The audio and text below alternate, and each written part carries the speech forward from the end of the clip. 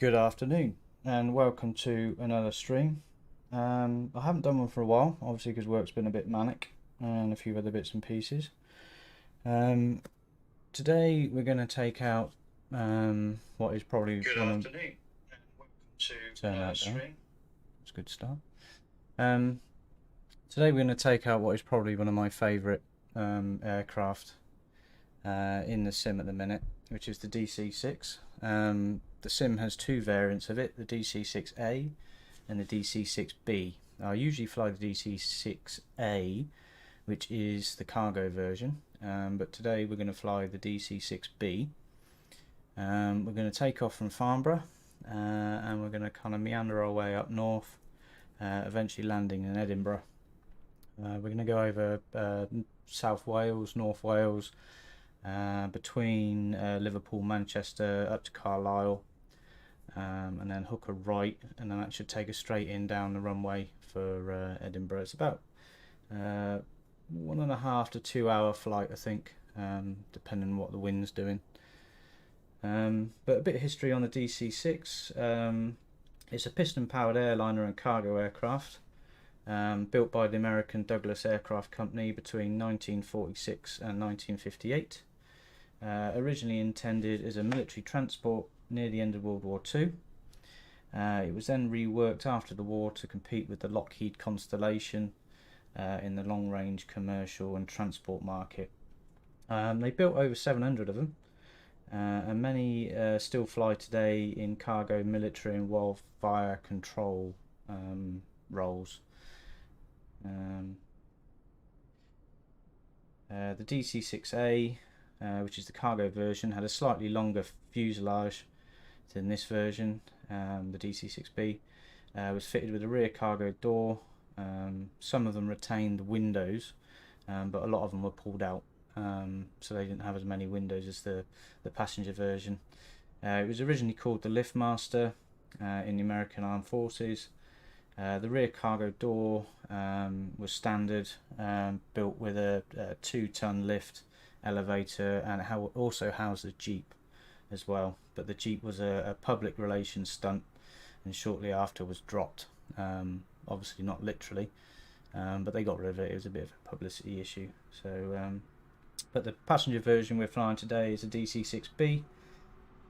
Let's wait for this car to go past.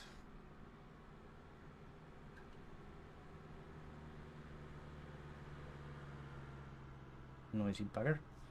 The DC-6B, obviously the passenger variant was a 60 to 89 seat domestic variant with 2,400 horsepower R2800 CB16 engines. They sound absolutely awesome when they're up and running. I can't find any history of British Airways actually flying this aircraft. So it's more of a kind of a wish list aircraft being in this colour, but it's a lovely paint scheme. It was made by PMDG, who actually made the aircraft for the sim, so it's one of theirs, which is really good quality. And this plane has actually just been released for the Xbox version of the sim, which I've been playing a little bit as well, seeing as I've traded in my PlayStation, sold that to me boss at work and got myself an Xbox. So I've been playing the Xbox version of this, and to be fair, it's on par with the PC version, which is nice to see. Obviously it's got the PC version's got a lot more clarity. I'm actually running this at 1080p resolution, where I'd normally run it at 4K, but my streaming software won't go above 1080p because it kind of implodes the network a little bit. So the only version of this recently, there was one DC-6A based in the UK, and it was used for private charter up until 2018.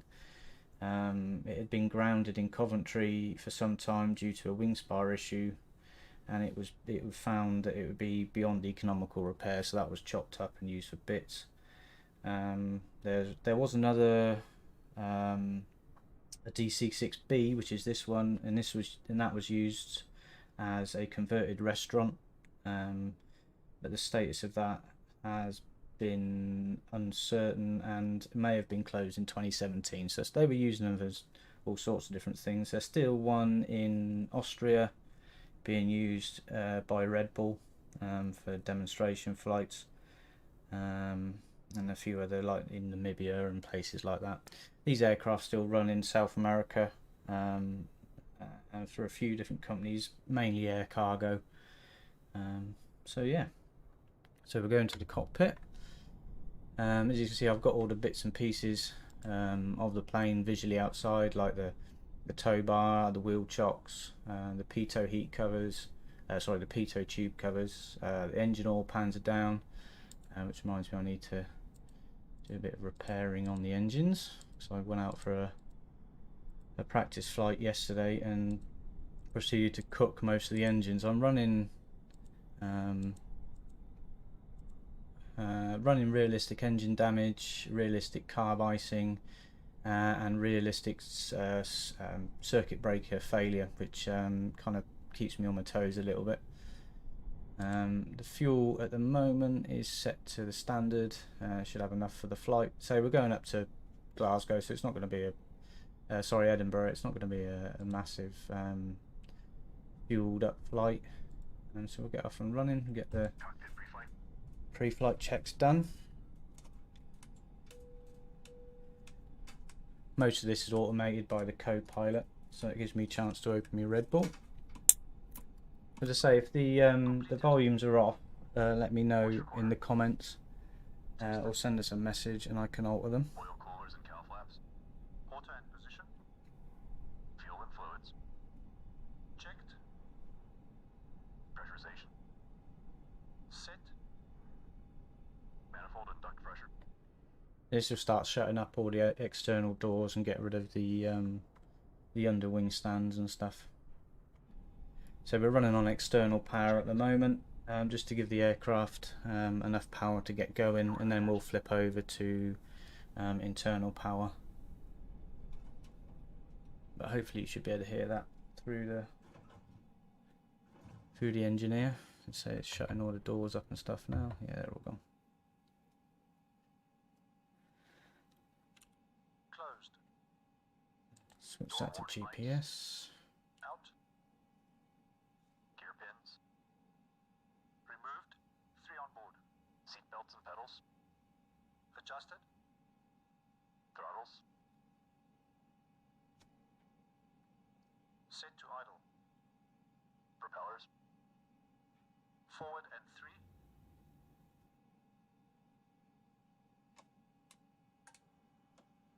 Before start checks complete. Cool, so that's all good to go. So what we need to do now is just kick off the first engine, which is engine number 3. We do engine number 3, number 4, number 2 and number 1. So the fuel mixture is full rich on engine 3. The boost pump is in for engine 3, also the selector is on engine 3 and the magnetias are both on. So all we need to do is hit this, wait for him to say 12 spins, 12 prop spins. 9, 12. Boost.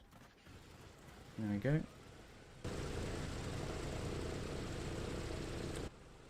So that one's running up. So number 4 is the next one. Just turn that off.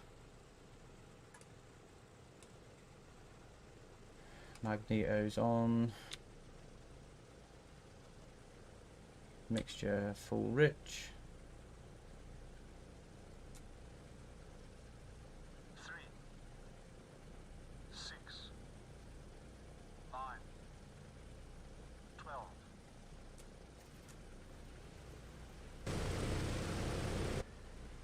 It's both them spinning up. So we'll cut that off. Number 2.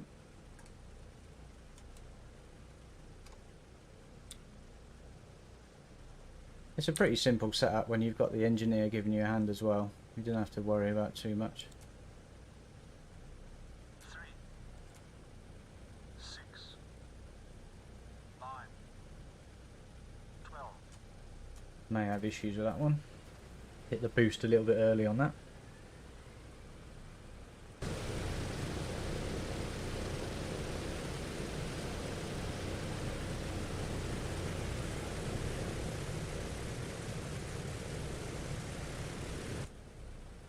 Okay, and the last one, number 1. This is the one I tend to have a lot of issues with.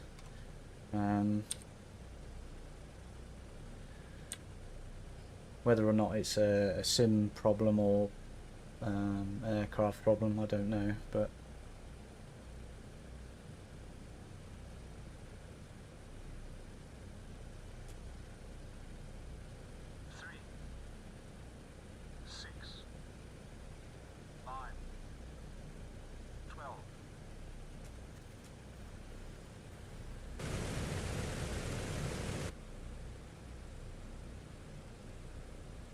that's all up and running.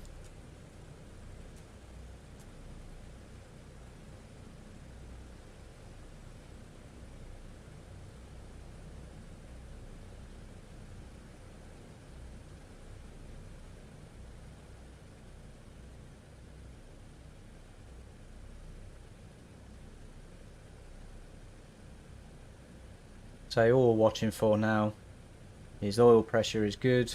The oil temperature is coming up. It's below minimum at the minute. So bring them engines back to idle. Fuel pressure is good. Fuel flow is off the scale at the bottom because I'm only running idle. That'll pick up. Just bring it up. That's my oil warning light. I need to bring the revs up a little bit just to knock that off. There we go. Cylinder head temperatures are here, they're picking up nicely. This plane does suffer with a bit of a vibration between 1400 and 1500 RPM, so that's, I have to keep it away from that just to stop it damaging the engines, which is actually modelled in the sim as far as I'm aware.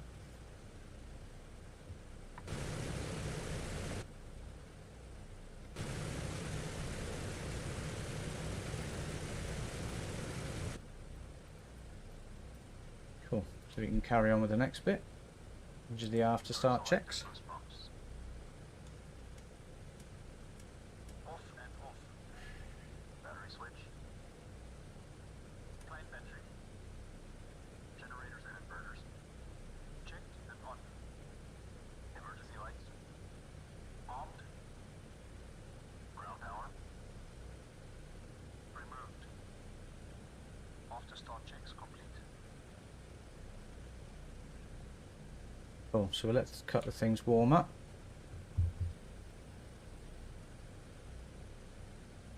So mostly what I'm checking for is that all the engines are kind of holding in a good revolution range.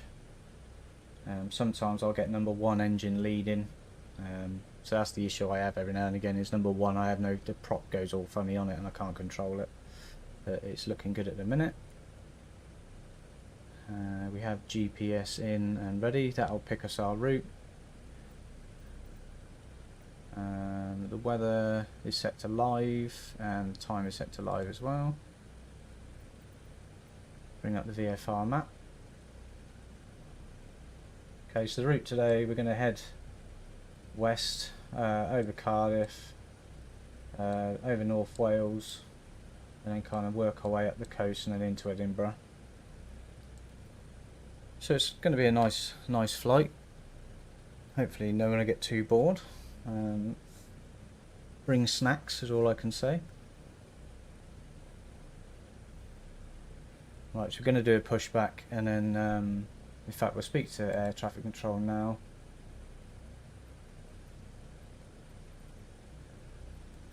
Farnborough ground, CJM845 simulation 6 request taxi for departing straight out with Kilo. CJM845 simulation 6 taxi to and hold short of runway 24 via taxiway Bravo Bravo 2 Alpha. Contact tower on 122.78 when ready. Taxiing hold short runway 24 using taxiway Bravo Bravo 2 Alpha CJM845 simulation.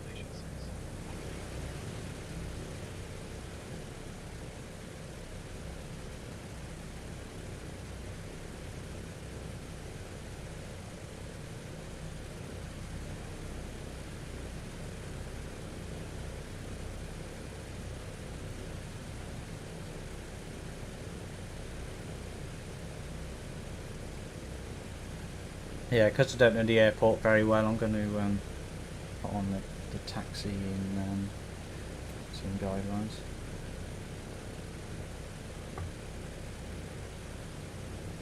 Just imagine there's something in front of this pushing it back.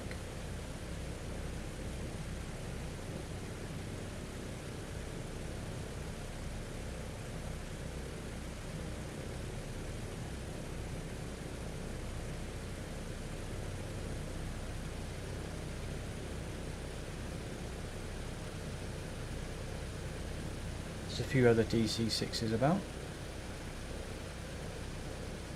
think that's an Austrian one. Let's see what they're doing.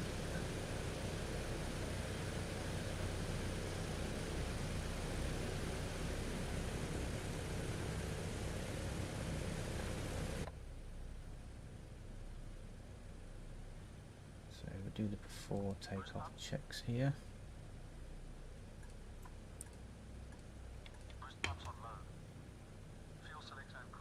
And then we can head up the runway, and that's not going to be an issue. Autopilot and carb heat. Off and cold. Hydraulic system. Down, forward, pressure and quantity checked. Okay. Flaps 20.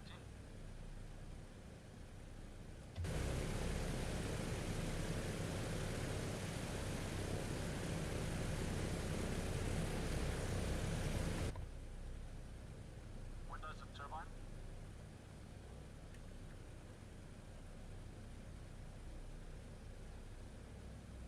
Closed and on.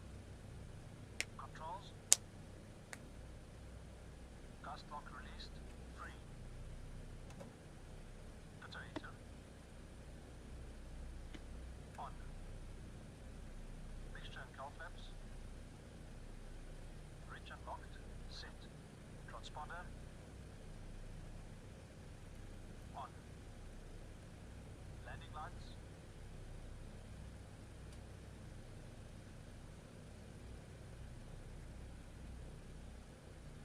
Everything's getting nice and warm now. Cylinder head temperatures are all the way up. Set and on. Before takeoff checks complete. Fuel pressure is good.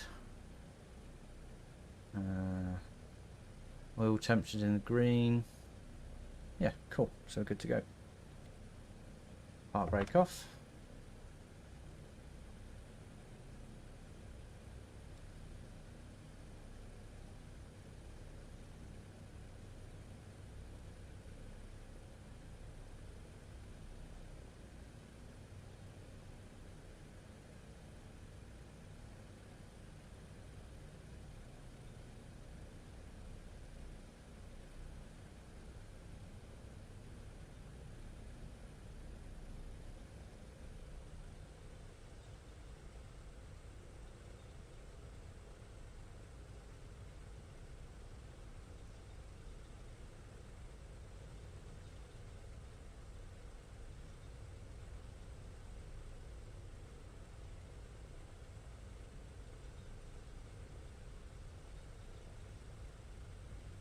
There's a few new aircraft in the sim now after the last update. There's a Hornet jet,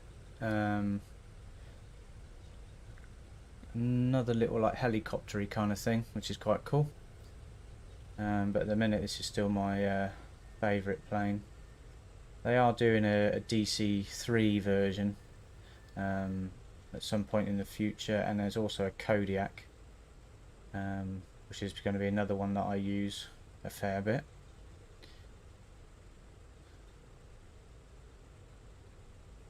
You should see a lot of that in the future. But this is the plane that I enjoy flying the most, because it's I do like the classic stuff. Just trying to keep the revs low enough not to start barreling down the taxiway, and then enough to keep the oil pressure just above the minimum.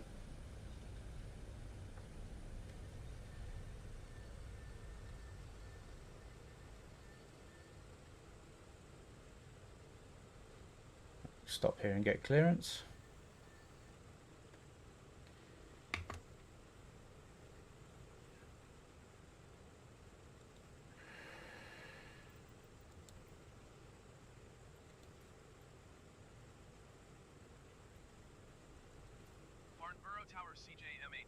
simulation 6 ready at runway 24 departing straight out.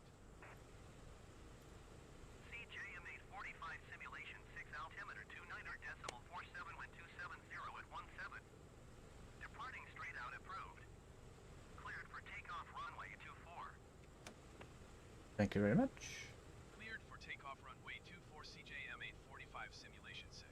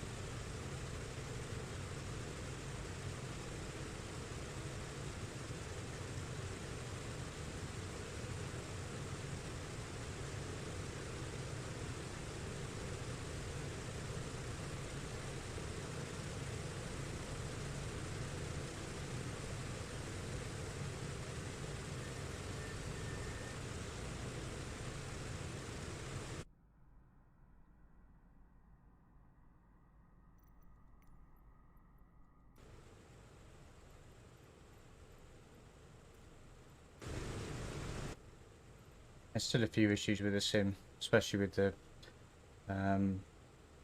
views doesn't always translate back to where I need it to be.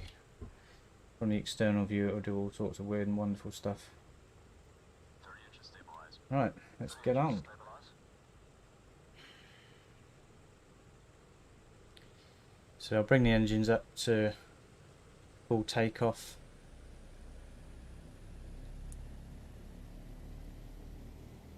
All are going up nice and evenly.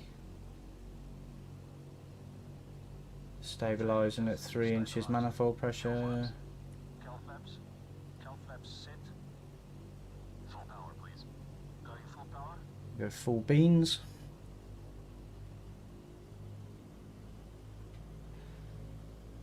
Yeah, the 3 inches just to make sure all the engines are performing the same.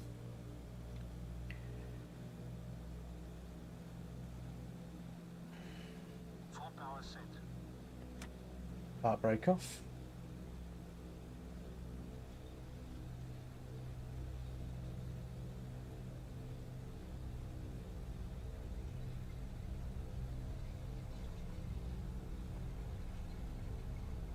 Bit of a side wind.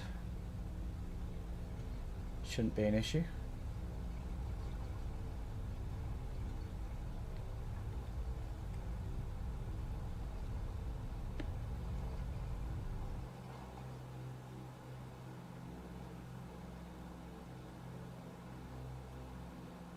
Auxiliary, gear up. Gear selected up.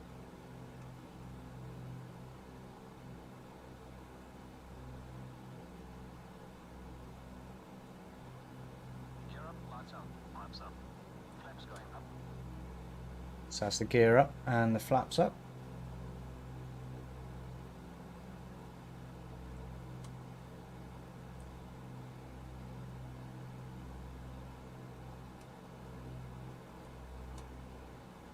Meter power. Setting meter power 48 inches, 2600 RPM.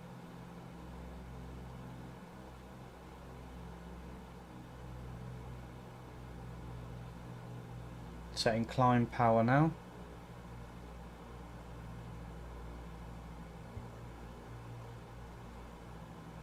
Meter power set. Climb power. Setting climb power.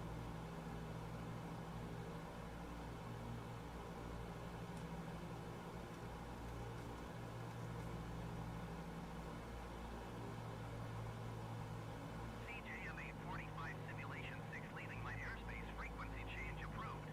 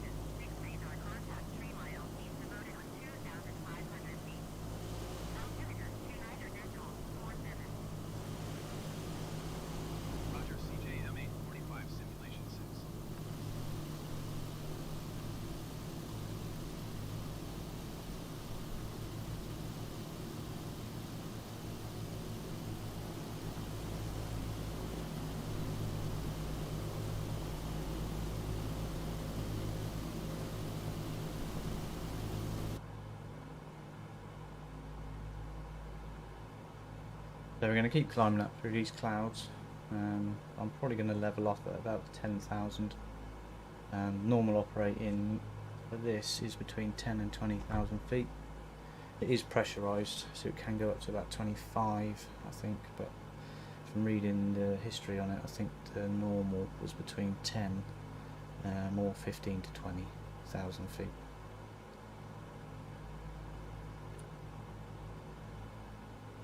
So everything's looking good. The main thing I need to keep an eye on is this. We've got a cold cylinder head on number 1.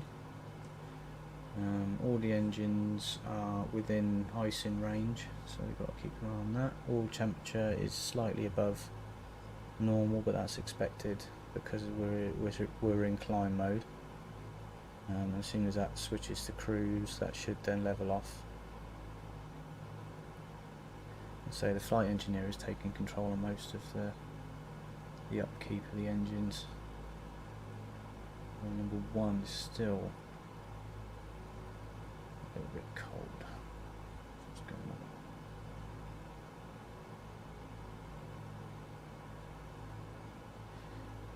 on? Oh, it's only slightly off. See, the carb air temperature on number 1 is slightly below what number 2 and number 4 are. The oil temperature should keep that from freezing, I hope. Can't see anything else out of the ordinary. Looking good. So we're at 6,000 feet,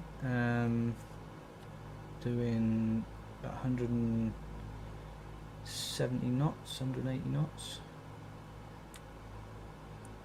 Yeah, all good.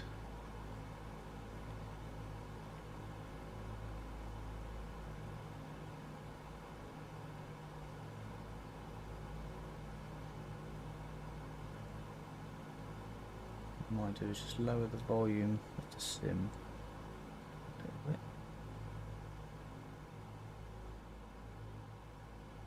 Yeah. And so if the volumes are off, let me know and I can sort it out. I don't hear what you hear in your whatever device you're using. I've got it set slightly different because I need to hear a few things, whereas in the stream you probably wouldn't. So if I bring up the Vfr Map, so we've come out of Farnborough and we're heading off towards the River Severn, into Wales, South Wales. So Swindon is over here, Bristol, so we'll fly over Bristol. We also should be going over Basingstoke and over Bristol and then into Cardiff. Cardiff's when we do the north, and head up to North Wales, and then we head back across and then go in between Liverpool, Manchester, and then heading north from there to Carlisle, and then off up to Prestwick, towards Prestwick, where we do a right hand turn to head east again, and that'll bring us into Edinburgh's runway.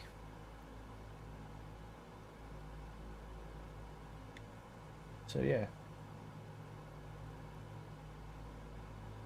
it should be a pretty easy flight today. There's cloud levels quite good, weather's nice.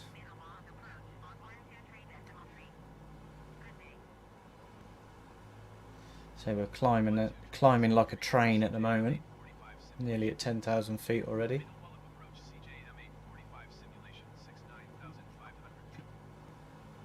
CJM845 simulation 6 middle wall of approach altimeter 29.47 continuous plan. Cool, so we're level off now, and that should give us a nice level off at around 10,000 feet, give or take. Yeah, we're good.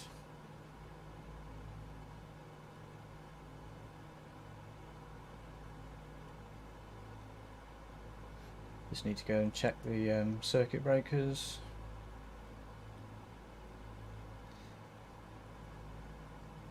they're all looking good. These ones aren't used anyway, that's just for a water heater and for the 24-volt outlets. So the last time I flew this I had a lot of issues with the landing gear lights and other sorts of lights that were, the circuit was breaking on, but that looks pretty good. And that's the entry door. Spare set headphones. This is all the radio gear. Everything looks okay.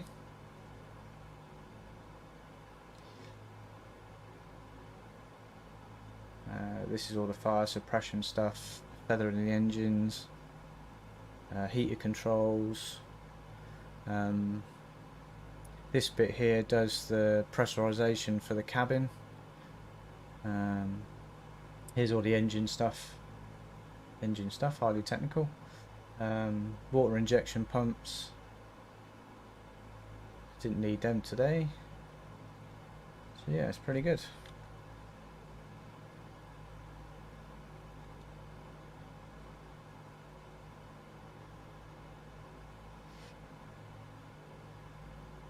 So now we're in cruise. I'm gonna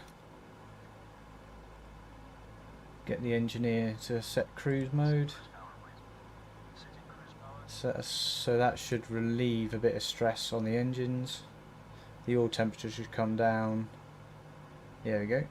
And the cylinder head temperatures, you should close the cowl flaps a little bit and let them heat up. Yeah, the cowl flaps are slightly open, so they should close a little bit, hopefully. Cruise power is set.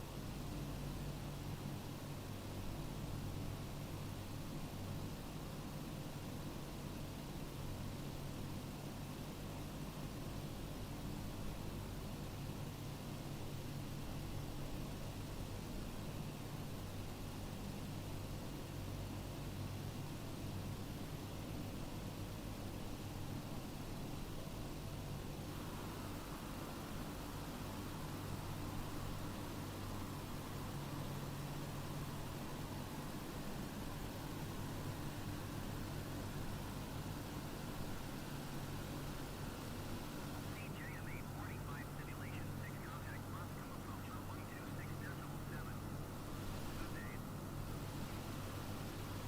126.7 CJM845 simulation 6. Moscow approach CJM845 simulation 69900. CJM845 simulation 6 Moscow approach altimeter 29.50, continue as planned.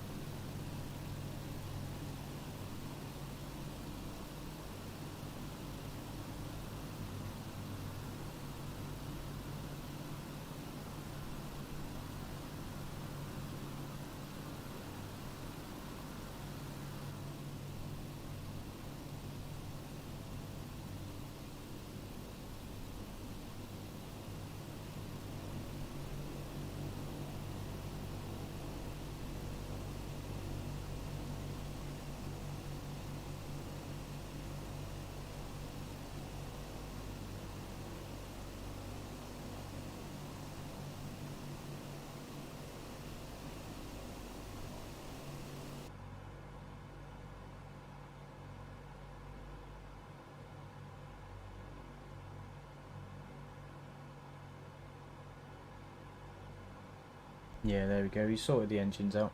I think you must have closed the cowl flaps. Yeah.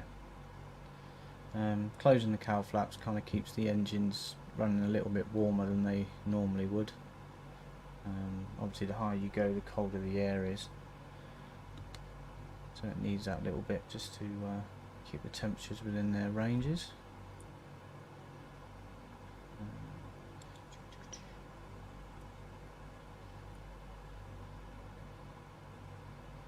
So yeah, we've got good fuel flow, barometric air pressures, manifold pressures are good, RPMs on all engines are good. Some of the head temperatures are in the green, along with the oil temperatures, which is nice.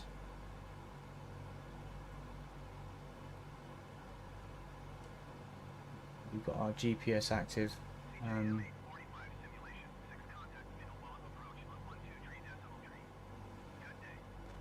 So the original planes didn't have GPS fitted. They used an old style Bendix radio system, which is in this sim, but I have no idea how to use it. It's sat just below 10,000 feet, heading west-ish.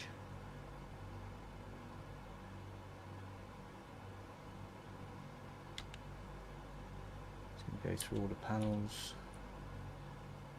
So these are the four main engine levers, co-pilots there as well. This is all the old radio. This is the autopilot. We're flying a localizer at the minute, which is basically the GPS route. This is hydraulic handle, landing gear handle. In here I can manually drop the landing gear if I lose hydraulics, using this valve, hydraulic pump selector here. This is all the carb air, heating fully closed at the moment. So the engine stuff, got a few lighting options here as well. Air heaters, fuel pressure for the air heater. All this is modelled. They've done a cracking job of modelling everything on the plane. The only issue I found with the Xbox version is that you definitely need a joystick, a throttle and a keyboard and a mouse to play it. Well, to play it with any kind of realism. It's possible you can plug them in, so it's not much of an issue. Temperature controls looking good at the moment, not freezing, which is nice. Cabin air pressure, because we're not above 14,000 feet, we don't really need to worry about pressurising the cabin.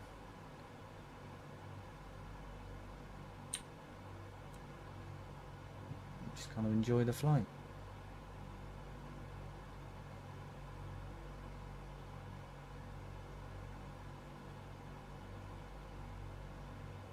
Let's bring up the map again, see where we're at.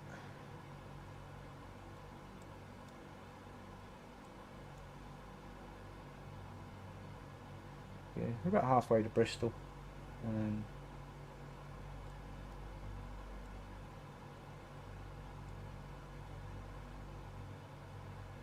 Over the 7, it's Cardiff here, and then we'll head north over the mountains. I might try and get a little bit lower for that, so we can have a good look at the mountains on the way up.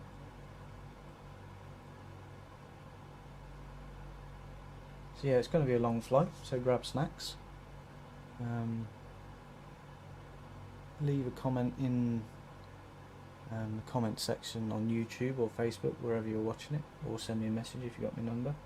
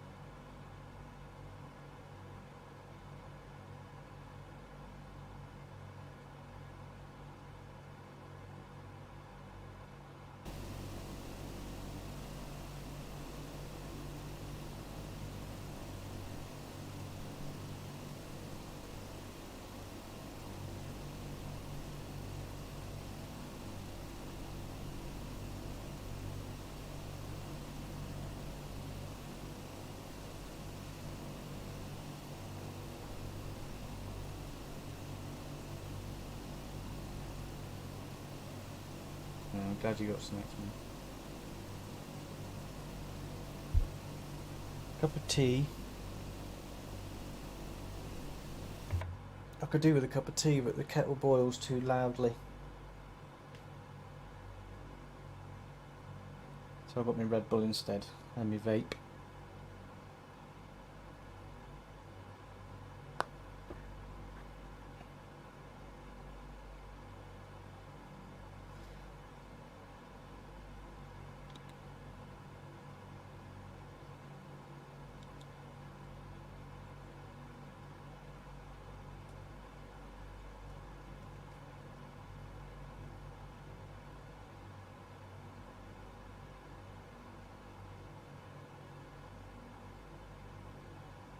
CJM845 simulation 6 contact built in approach on 122.725. Good day. At the minute, mostly what I'm doing is just flying towards Wales and going into different air traffic control sectors, and you can hear them handing me over from one sector to another. Perhaps if I bring the map up again. So all these, might be difficult to see, but all these little sectors marked on the map are different air corridors, and all of these have got different air traffic control people, so I need to kind of start talking to them, and then I'll start talking to them, and then I'll be handed off to different people all the way up the route.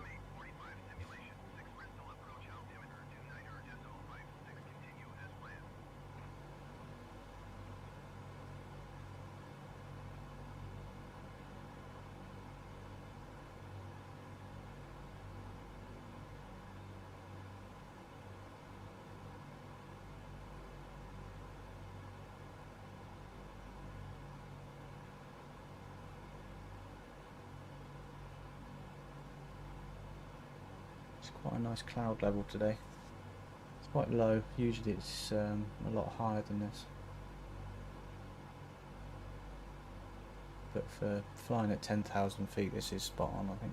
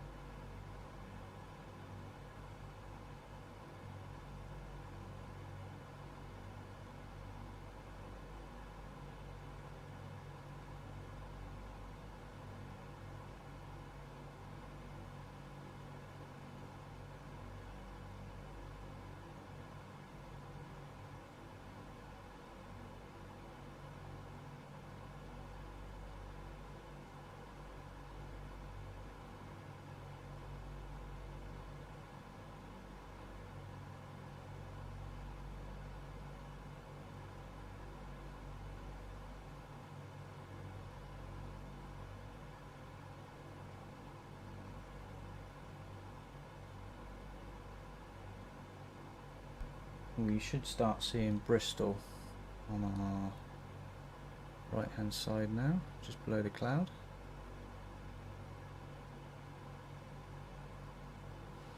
So we've gone over Basingstoke and Andover, and so this is Bristol now. Just over the Severn estuary is Cardiff, and then that's when we turn north and head up to North Wales.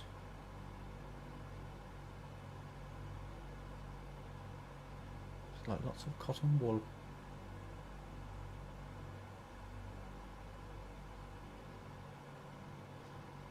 Quick check of the circuit breakers again.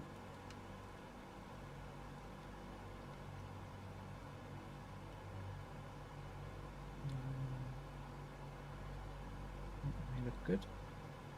I've got a nasty habit of popping when I least expect them. It's never usually for major critical systems, but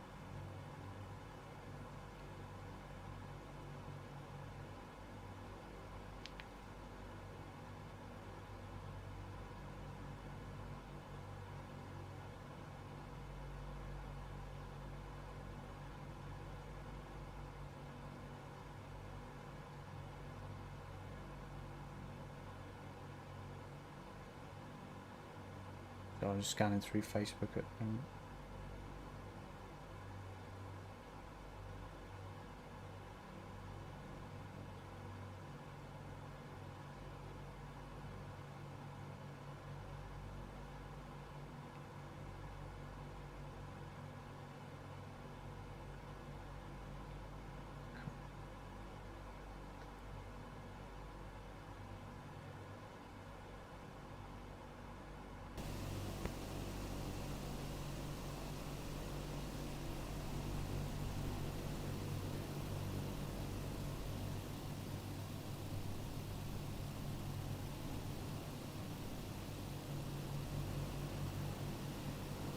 I think we're a bit light on passengers today.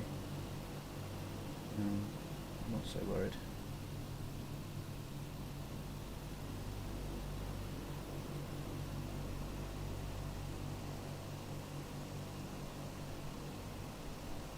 Two twins flying.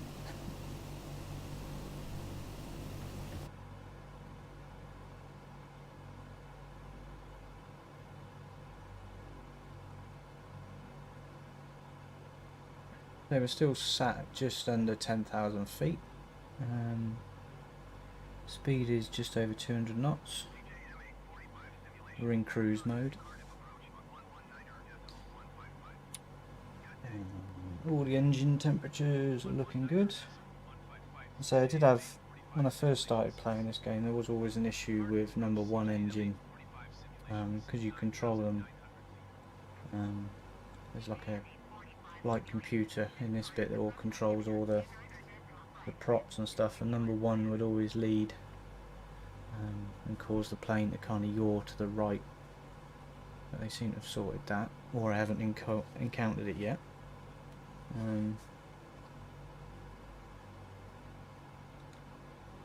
Other than that, this is probably one of, well, it's still definitely my favourite aircraft in the sim.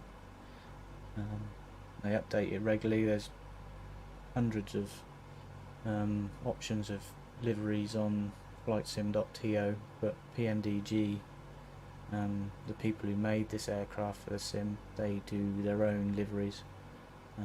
This British Airways one I think is a recent one, because well, I haven't noticed it in the past until I just updated it a couple of days ago. There's a lot of the passenger version liveries they've put on, and also about 10 or 11 of the cargo version, but I got my own livery for that, which I use, the Valor cargo one. So this is like, I think it's probably the second time I've actually flown the passenger version. It's 99.99% the same.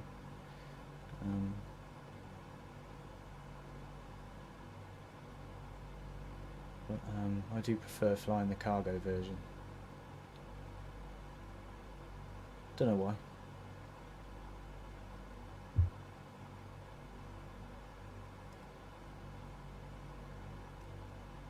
Another check of the engines, make sure we're still in the green. Yeah, all good. As I say, I'm running with realistic engine damage on and realistic carb icing, just to make it a little bit more interesting for myself. I've not yet got to grips with realistic starting. That's a little bit more of a pain in the ass than it needs to be for me. So until I can get sorted with that, I'm going to leave it off. The original, like I said, the original radios were Bendix, which didn't function as a GPS, but as I say, they've been modified for putting a GPS console in the middle for more modern kind of stuff. And if that's a right turn, we're going to be over Cardiff, I believe. Yep, that's Cardiff below us there. And at this point we're just going to head north.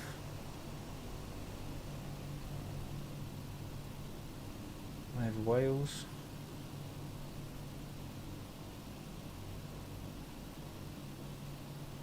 Right the way up to the top of North Wales, and then hook a right head between Liverpool, Manchester, and then north again up to Carlisle and Prestwick, and then at Prestwick we do a right to head east, and that will take us directly into Edinburgh's runway. So I've not landed this for a while, so that could be more interesting than anything else.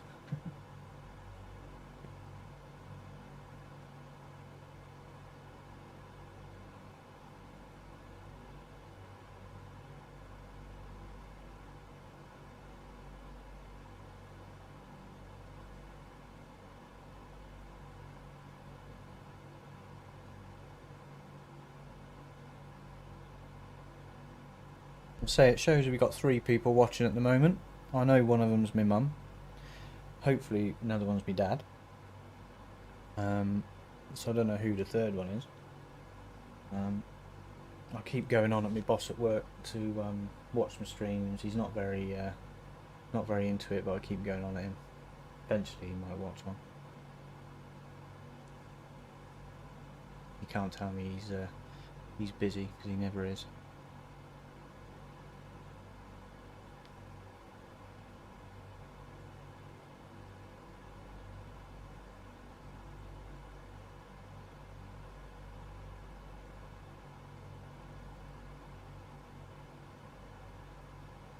So they're updating the sim quite a bit. The last one I think was about 10 days ago, when they added I think 3 or 4 new aircraft.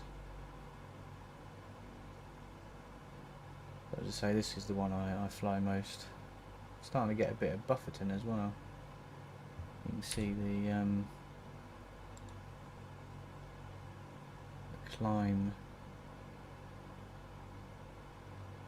It's going up and down a little bit. Usually that sits bang on 0. We're hitting a bit of turbulence, obviously.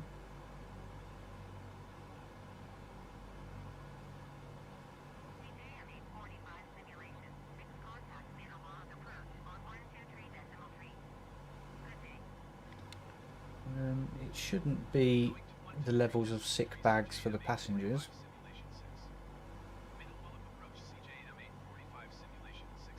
Just want to check to make sure we are still on track, and it is. Yeah, we're on track. It's just a bit of turbulence. Sometimes the autopilot can be a bit of a pain. CJM845 simulation. 6 contact Manchester Centre on 118.775. Good day. 118.775 for CJM845 simulation 6. Manchester Centre CJM845 simulation 69900. CJM845 simulation. 6 Manchester Centre altimeter 29.41 continue as planned. What I'm going to do is try and go up about another 5,000 feet just to see if we can get out of this turbulence layer.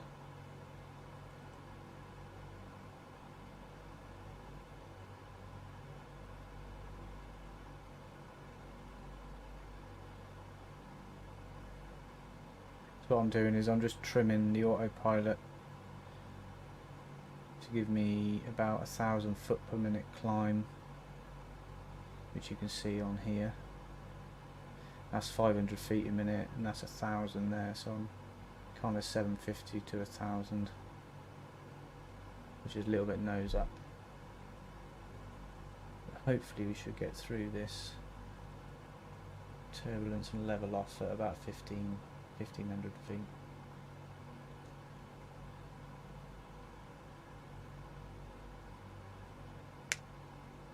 Got to make it nice and smooth for the passengers.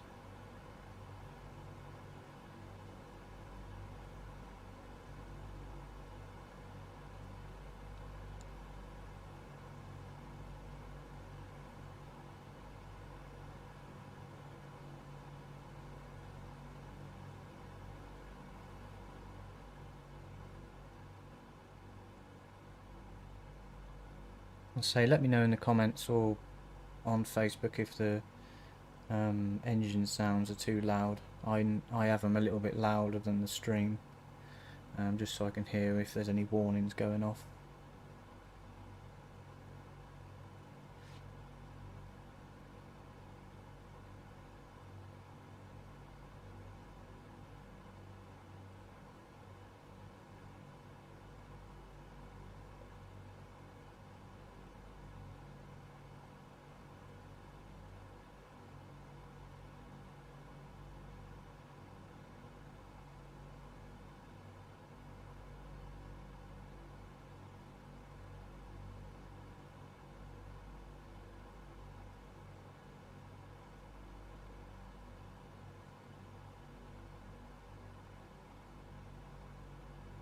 Yeah, we're getting a lot of turbulence.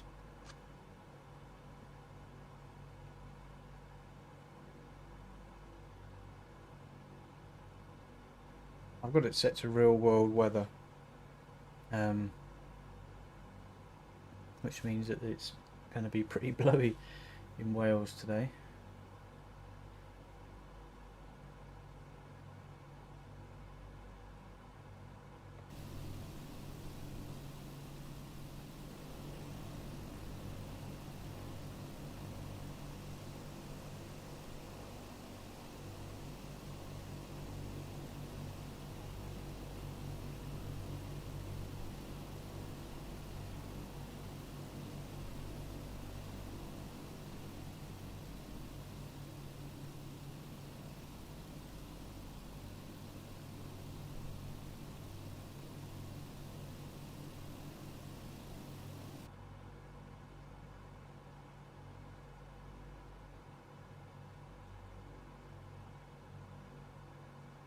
Looks like a bit of a rain cloud over there and here.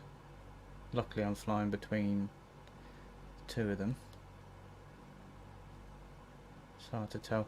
The planes I normally fly, they have built-in weather radar. I can kind of see what's coming up weather-wise, but this one is a bit old for that. This one's weather radar is equivalent to opening the window and sticking your head out.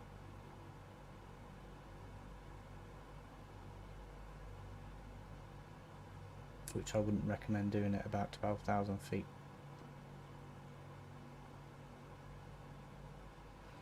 So yeah, we need to keep an eye on that.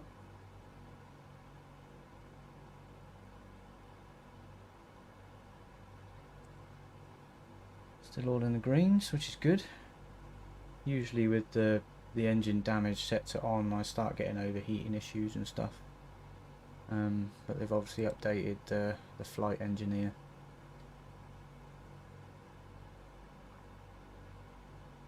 So this bit is the easy part of the flight, the takeoff and the cruising and flying on the beam, as they say, is the easy bit. It's the landing. This is going to be the issue, because I've not done it for a while.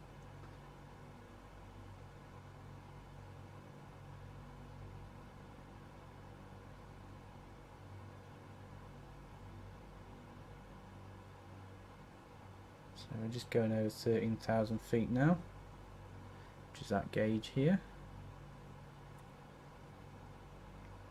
Zoom in on here. So this is with my altitude. That's my vertical speed. Up. When the needle's up, I'm going up. When the needle's down, I'm going down. This is my GPS slash, what they call it in the old days. I can't remember now. They called it something else. It was like flying the beam based localizers. It was mainly flying the localizers back in the day. That's the artificial horizon. That's my heading, just off north. That's my turn and bank indicator, which is going all over the place at the moment.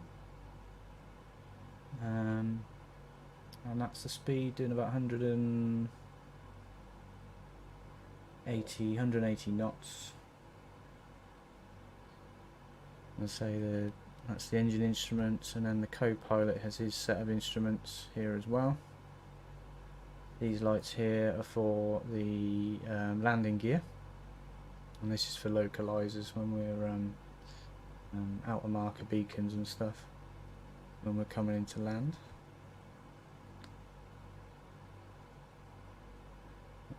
Landing light switches. These are the cowl flap settings. It's like the radiator flaps on the engine basically. They're set to 0 at the moment. If I opened them, I'd be getting more heat in the engine. Sorry, I'd be getting colder engine temperatures, and this kind of keeps them a little bit kind of warm.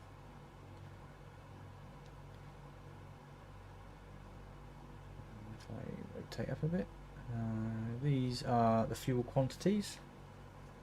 Don't worry about them, I'm not using those tanks. I'm using the main tanks today, not the alternate tanks.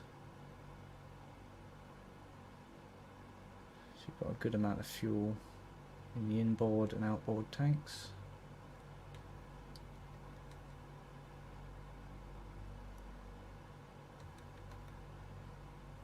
So yeah, it's not quite the space shuttle, but there's a fair few gauges on it.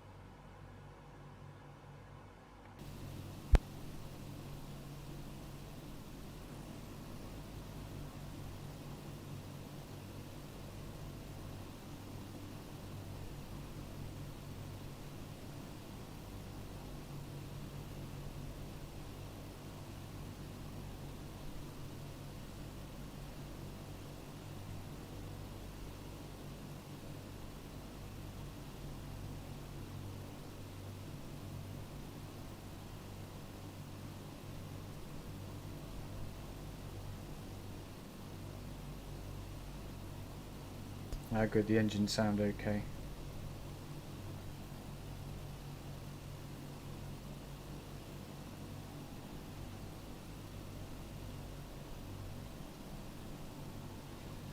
In the external views they can sound a little bit loud.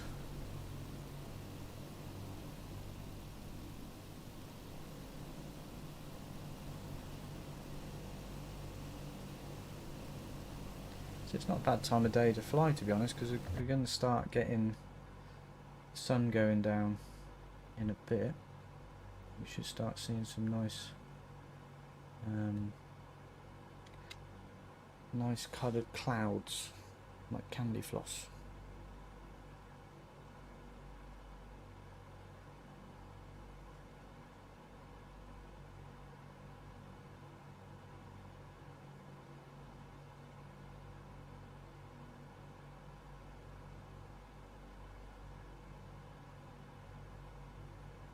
So in my area we had a little bit of snow a couple of days ago, so I was kind of hoping it'd stick around and I could do a flying in the snow live stream, but it's all disappeared off. I could set it to snowy weather, but with the engines set to realistic icing and damage, I think I'll keep it as nice as I can. I'm not quite sure what the outside air temperature is. At the minute it's going to be minus something stupid, I think.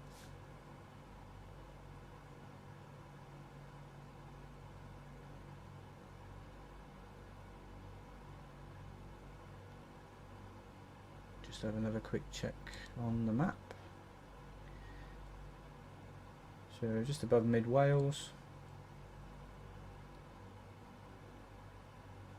I will get my map out and have a look, see roughly where we are, but I couldn't pronounce any of the names in Wales anyway.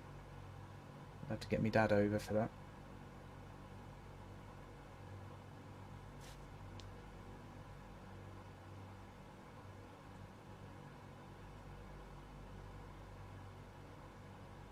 So we're going to fly between Liverpool, Manchester, and then carry on up north. And then hook a right and then we'll land. And thanks to everyone that's watching at the moment. So this will be live on YouTube after the fact anyway, so you don't have to watch it live if it's going to be a bit of a long stream. You can watch it again later on or catch up later. It's not a problem. I won't be offended.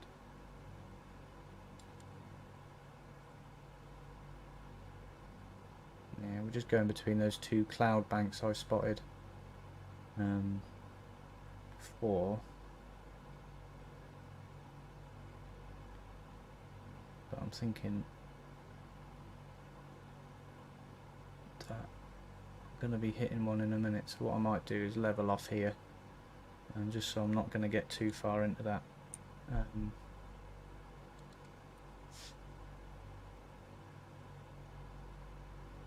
Too far into it before I have to come out of it again, if you know what I mean.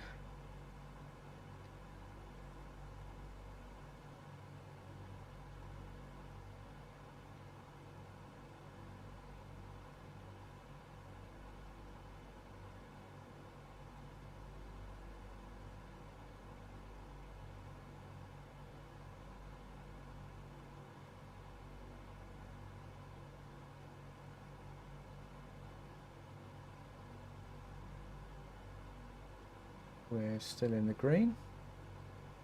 I'm actually quite surprised, usually I'm having all sorts of issues.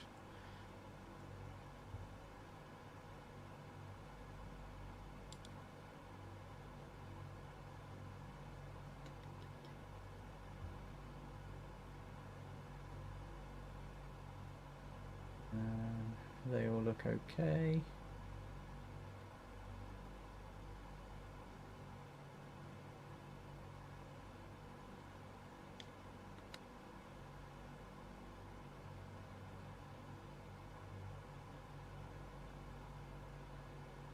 What I might do is try and use the external view to get a view inside the cabin.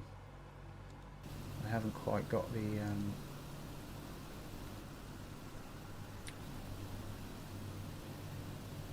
controls of that sorted yet, but we shall give it a go.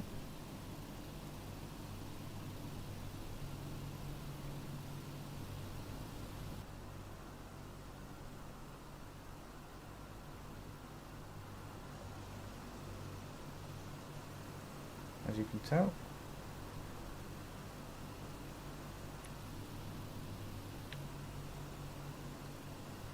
maybe a bit of a wonky view, but we'll still doing this oscillation thing. I don't know why it's doing that.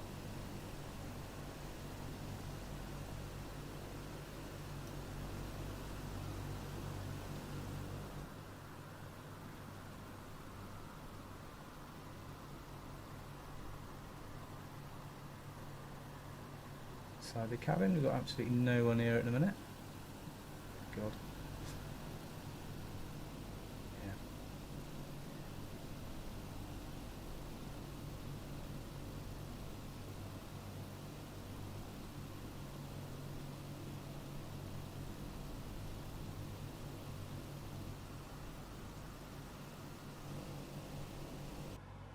Yeah.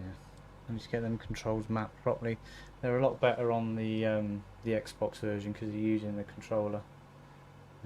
Let's say I haven't got a controller on the PC that I use.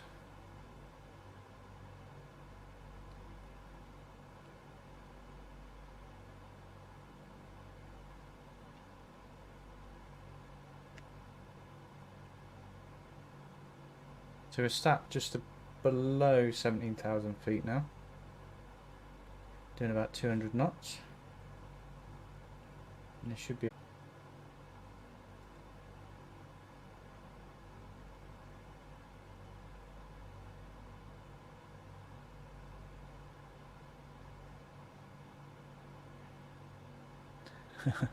Yeah, I'm not going to set it to snow, Dad, because it'll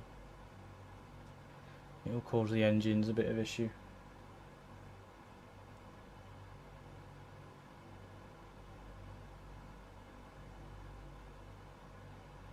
Although if I have a vote between the two viewers and they tell me that I need to set it to snow, I'll set it to snow.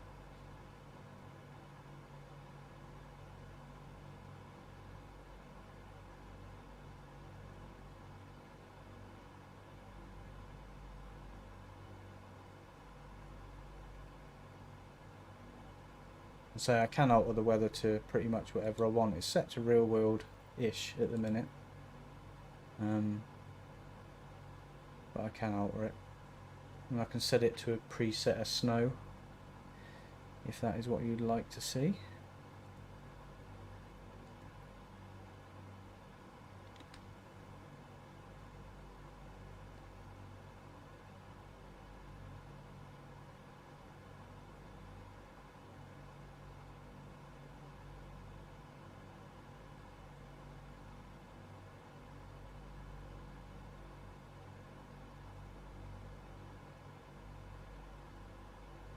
I should be getting delivery at some point today as well, so if I have to dive off, it's because the door goes.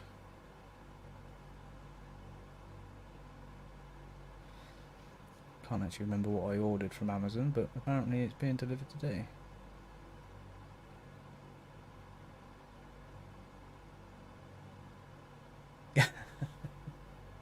I can do snow. I'll set snow for a couple of minutes and see what it's like.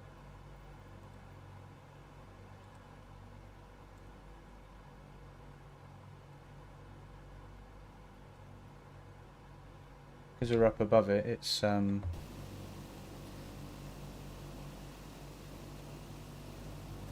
won't see much of it because the cloud base is pretty much blanketed. You can see the snow in the ground though. Just gonna recheck the cylinder head temperatures, because obviously with it being colder it's dropped the air temperature outside. Just need to monitor. Yeah, good. Yeah, it should be fine. I'll leave it in the snow, so you can tell Tabs that she can have the snow this time.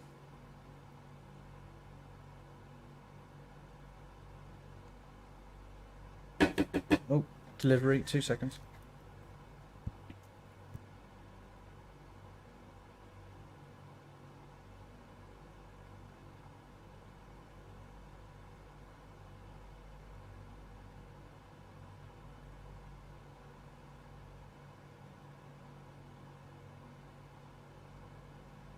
Well, that was the delivery. I'll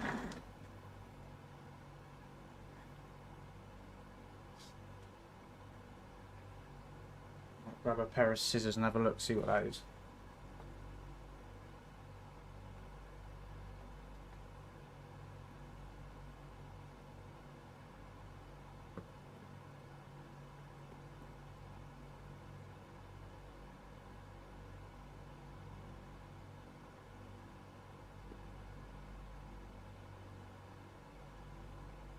I swear to God that delivery guy was going to knock and run as well.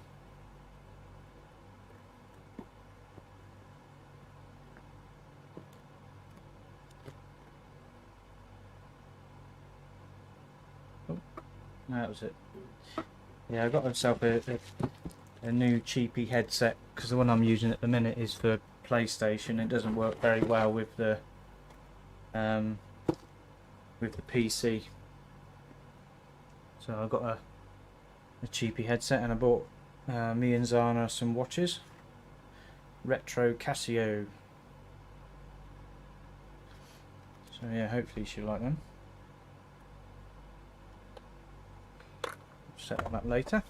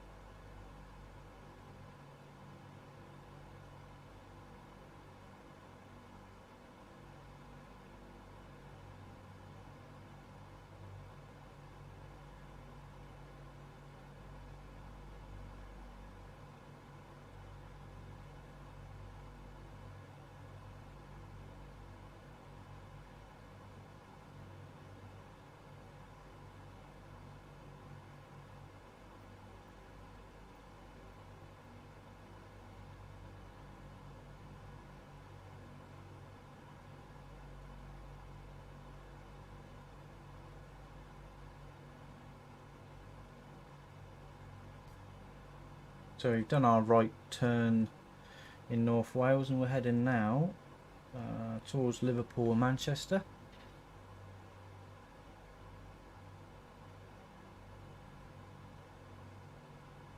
So we're going at a fair rate of knots, so it shouldn't be too long before we need to think about landing.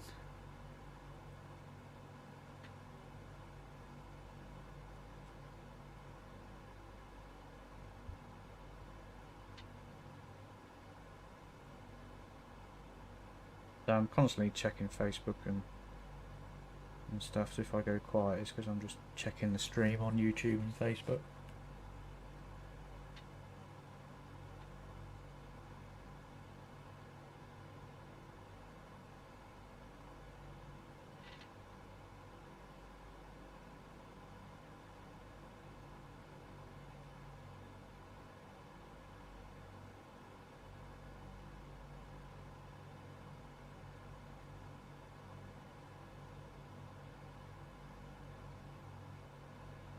But I hope everyone's having a good day anyway.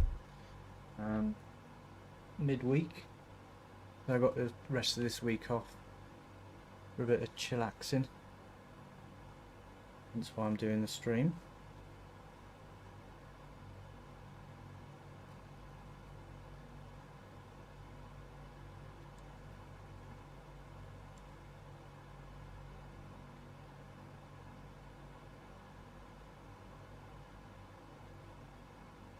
Yeah, it's pretty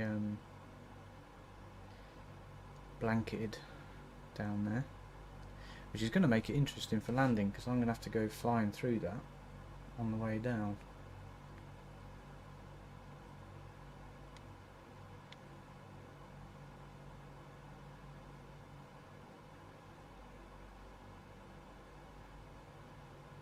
And I don't have the 208 Cessna I usually fly has like a weather radar and like a display that shows kind of it's almost like a GPS but in 3 dimensions, so it will kind of show you where the mountains are and stuff like that, so it's almost like an artificial view forward.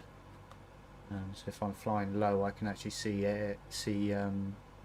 mountains and valleys and stuff without actually having to visually see them. I can see them in the monitor.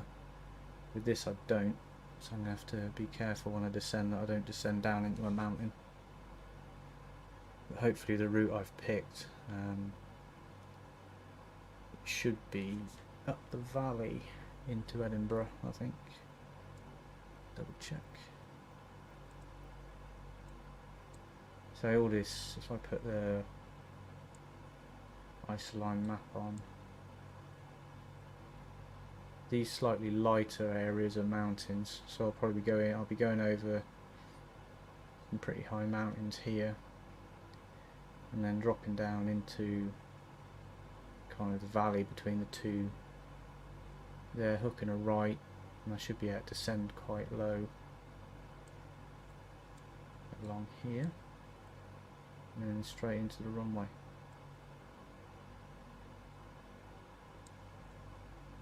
Yeah.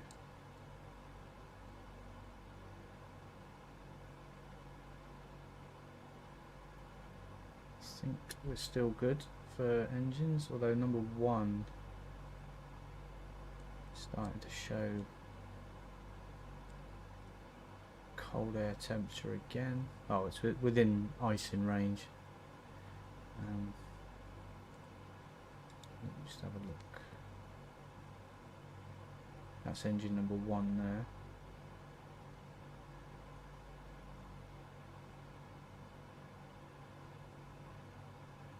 Check the cowling flaps.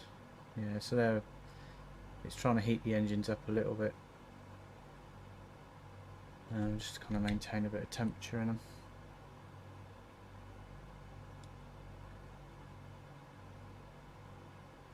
So 17,000 feet we've got out of that turbulence that we were in a while ago, which is good, so I'm not going up and down all over the place.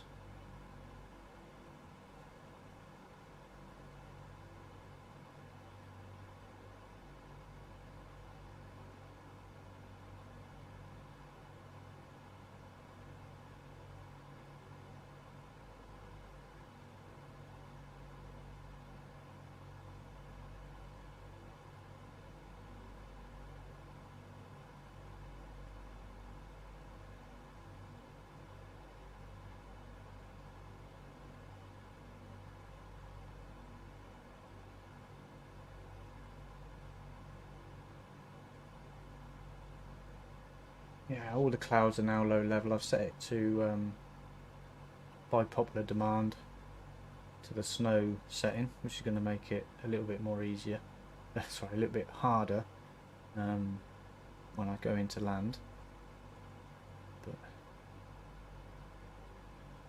what is it if it's not a challenge?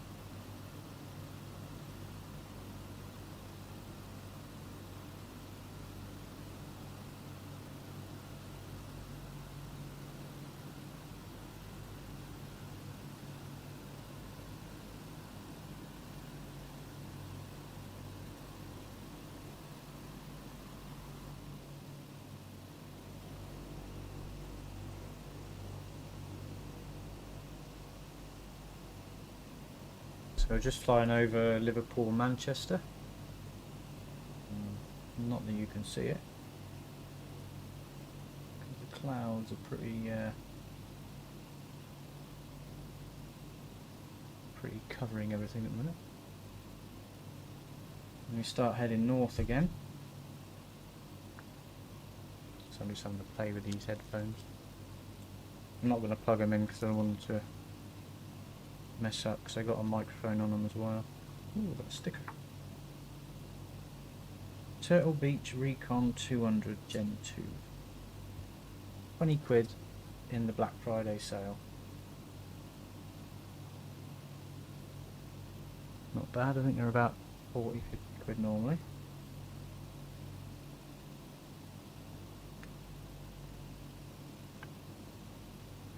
Should play with them later.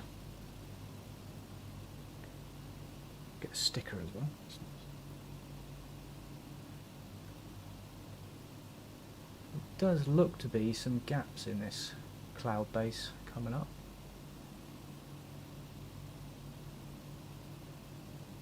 Well, the only trouble is, I think where the gaps are, there's mountains poking through them.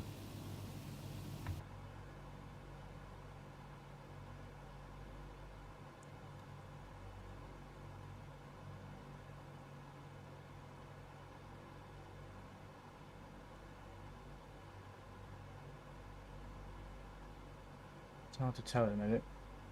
I think that kind of area there and upwards is less cloud. I think that's terrain there, we shall see.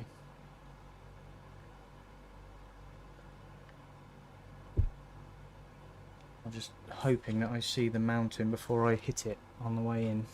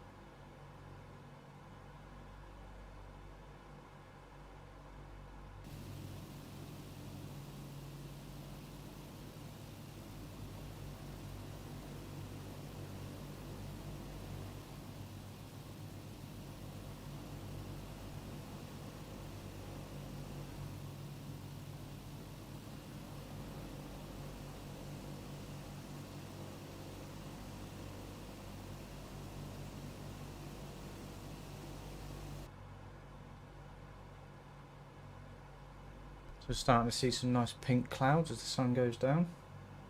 I don't know what the sunset time today is, but it can't be far off. Sunset UK today. Sunset is a 3:55. Not long. Hopefully I should be landing before then. I don't really want to be landing in the dark. Although it will help me see the runway, because the lights will be on.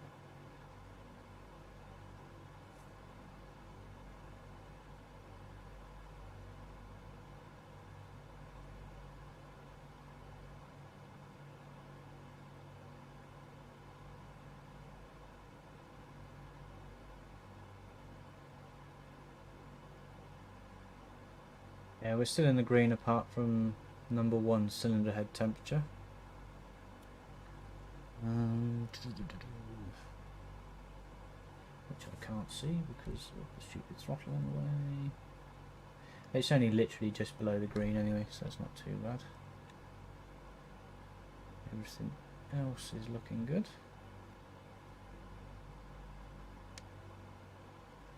Oil temperatures, oil pressure, fuel pressure right on the max.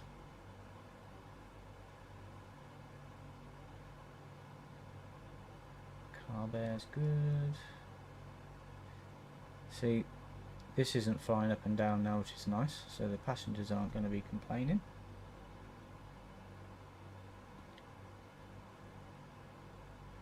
Let's just check the map quick.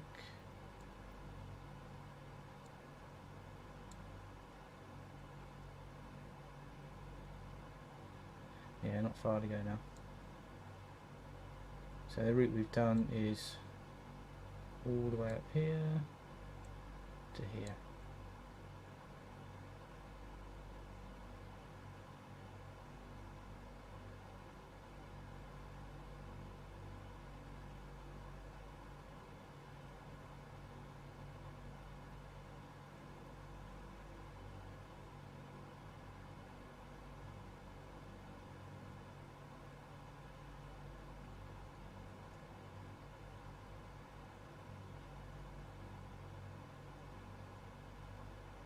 Bring it back down to about 10,000 feet.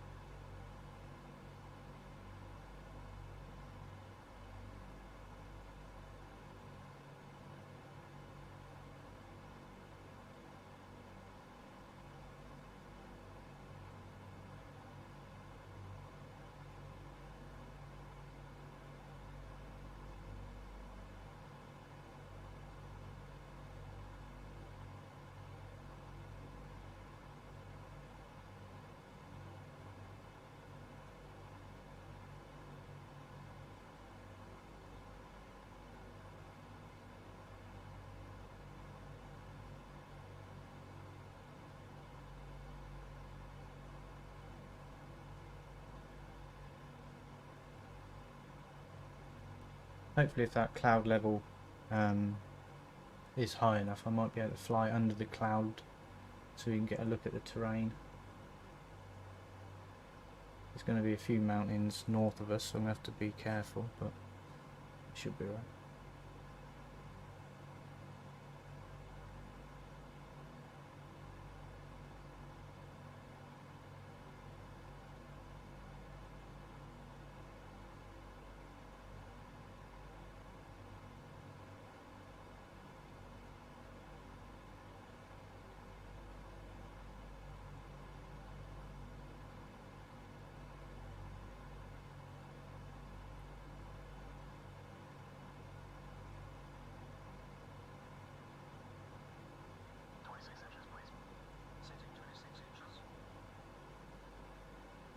Just need to reduce the speed a little bit. Starting to get icing on number 3 engine as well.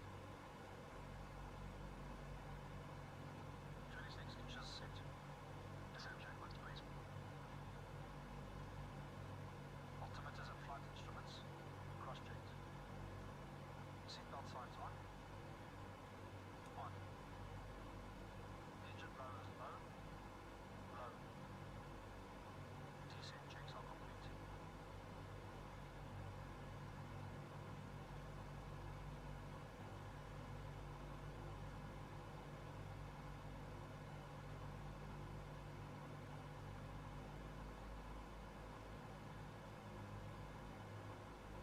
Nice shade of pink, to be fair.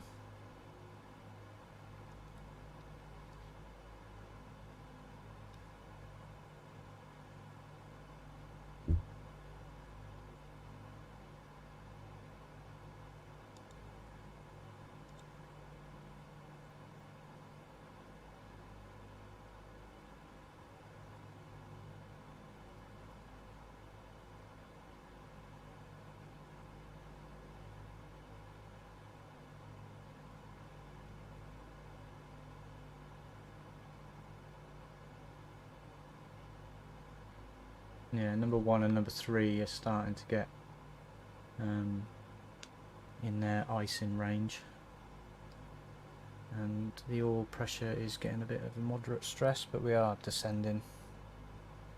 Once I level off, that'll sort itself out.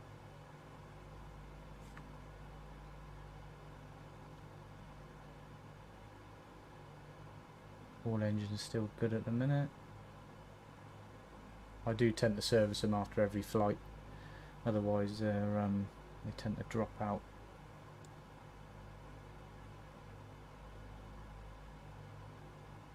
And that's never good.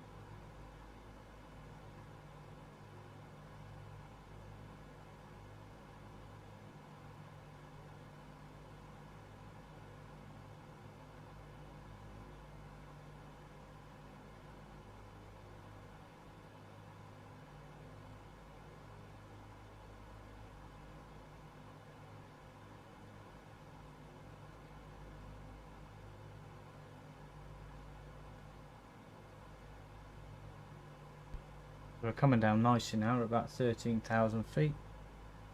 Just going to stick my head out the window. Yeah, starting to see the terrain coming up now.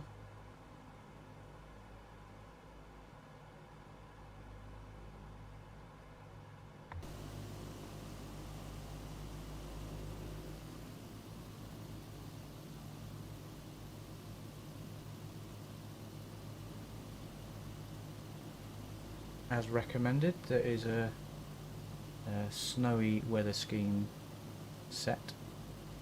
It was voted by the viewers, mainly my mum and dad's cat.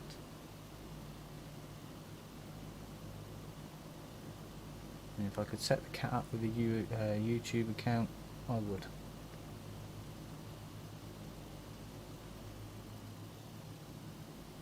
So hopefully we'll be able to descend between the cloud level and the ground. Make it a little bit more interesting. See a nice sunset soon. About 5 or 6 minutes.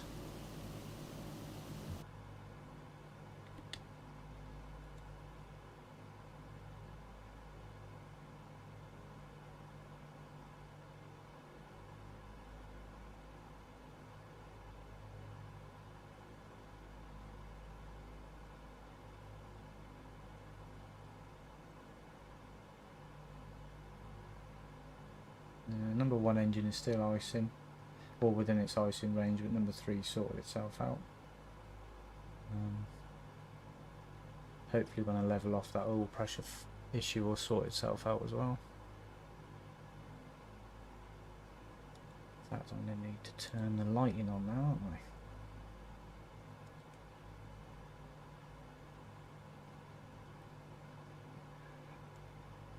Go for a nice red lighting. There we go.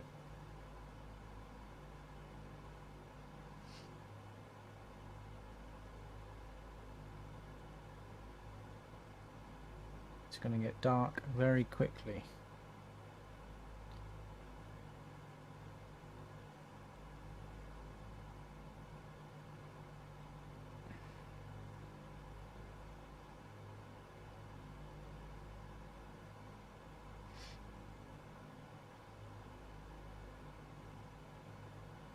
One thing this aircraft doesn't have, which I wish it did, was kind of like sun blinds.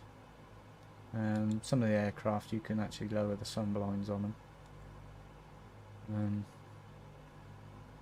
Kind of blocks out a bit of the glare.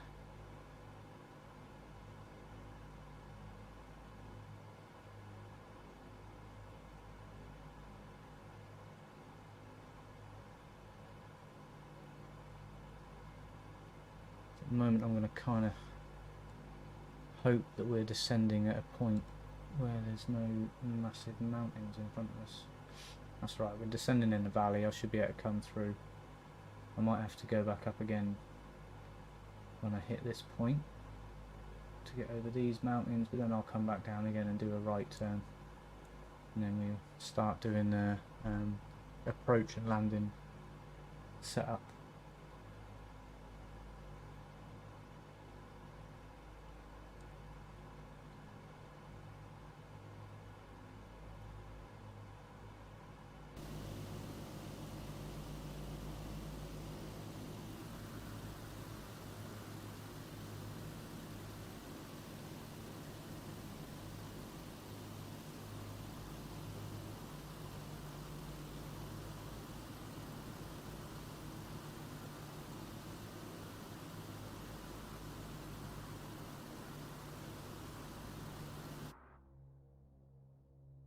Quick shot of the terrain. Nice and snowy.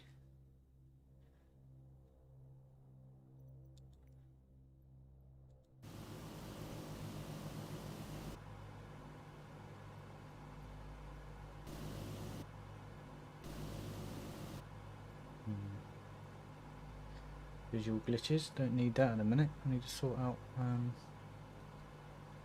seeing the terrain.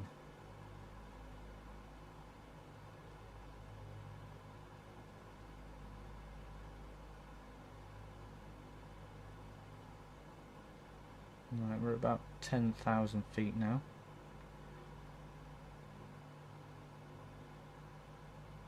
(9,800 feet).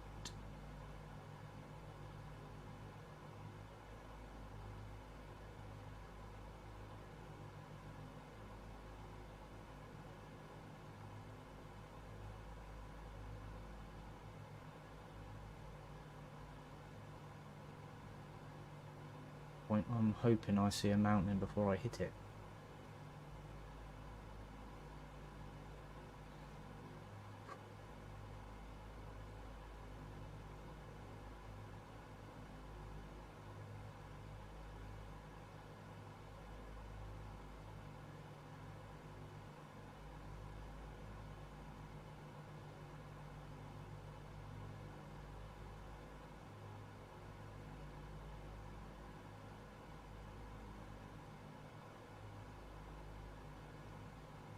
No.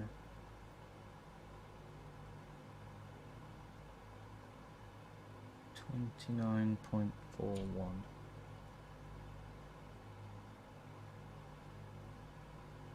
Just need to make sure my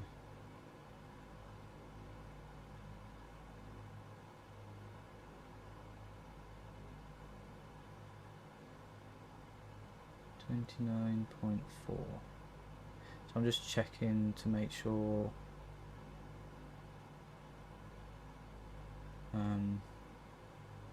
I'm reading the right altitude as I descend through the cloud.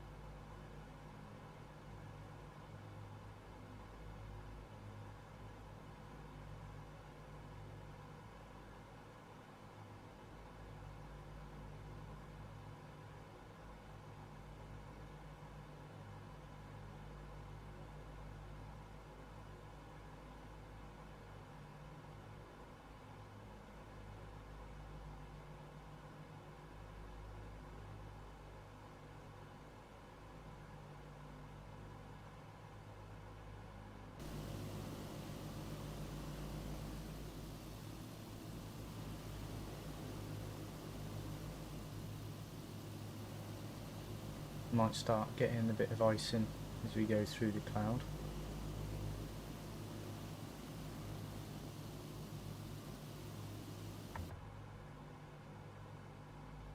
What I'll do is I'll level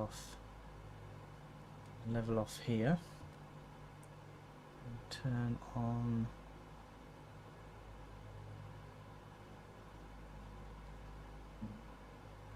carb de-icing. Rock de-ice, cabin heaters on.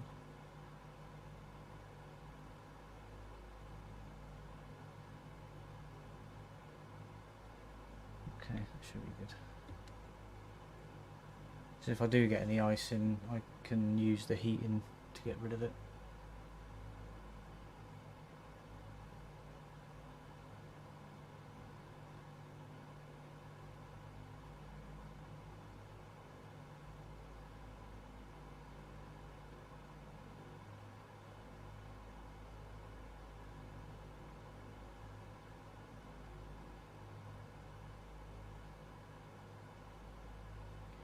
Back into cruise mode. Set cruise power, please.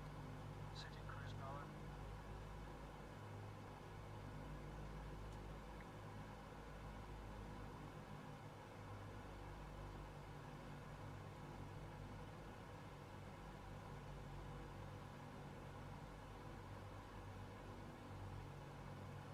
Yeah, about 7,000 feet. I'm pretty sure there's some hills that are above 7,000 feet coming up, so this might be quite interesting.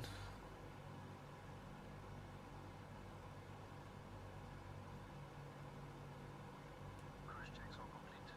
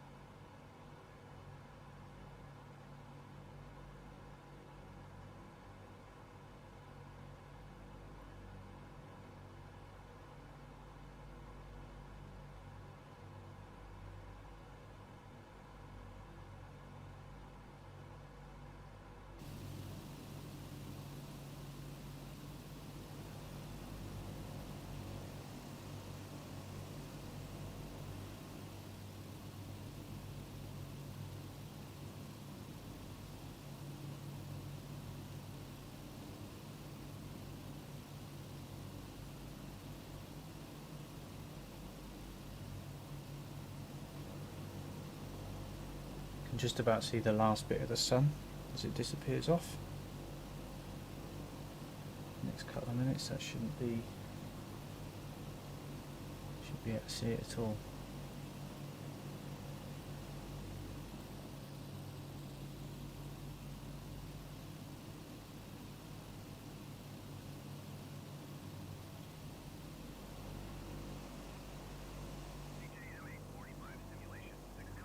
Not getting any external icing, which is good.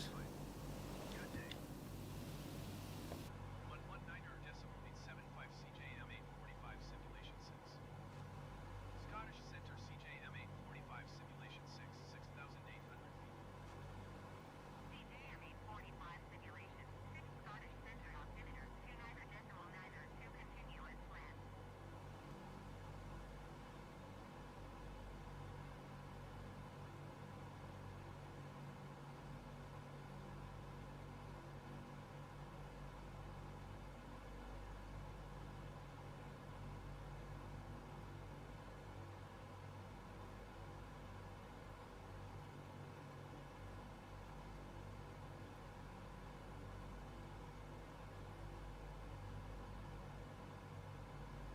Yeah, just getting glimpses of terrain again.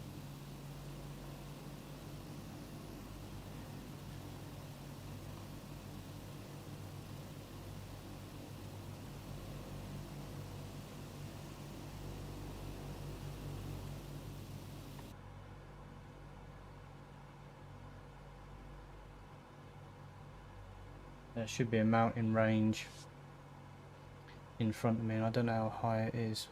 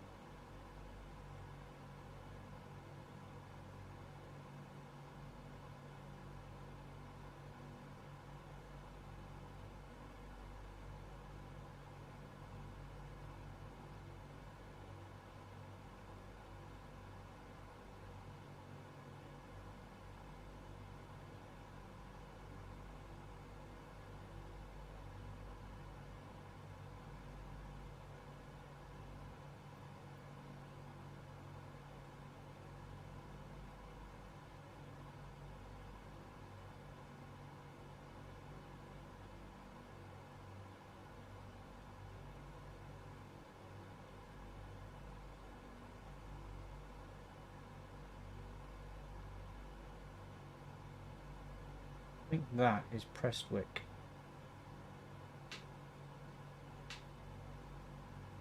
Seem to remember. Yeah, we do a right just before Prestwick, and then it's it will line me up the runway. Then hopefully the cloud sorts itself out, and there's a nice break. We shall see. I know for a fact I'm going to fly through one of these cloud banks, and it's going to be a mountain on the other side of it.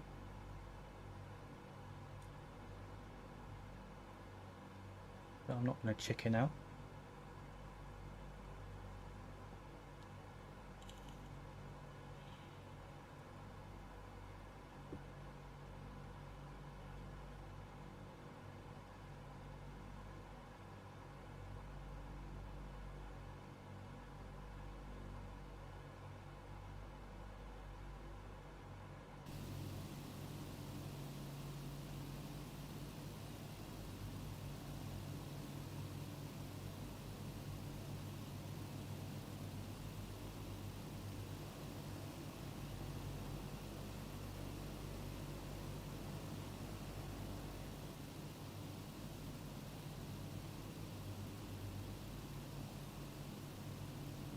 There looks to be some gaps in the cloud off to my right over there. There's like two layers of cloud. There's a like high level and a low level.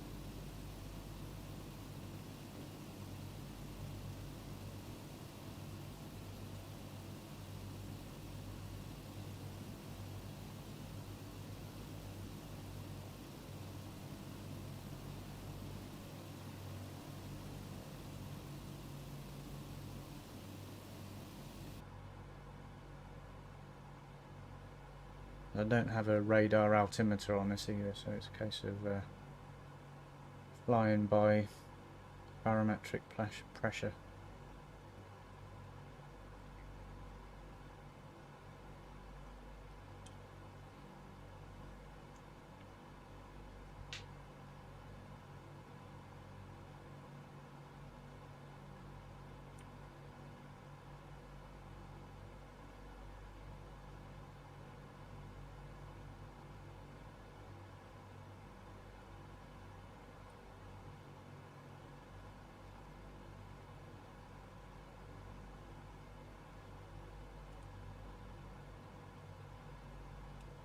Seatbelt lights on, wing illuminations on.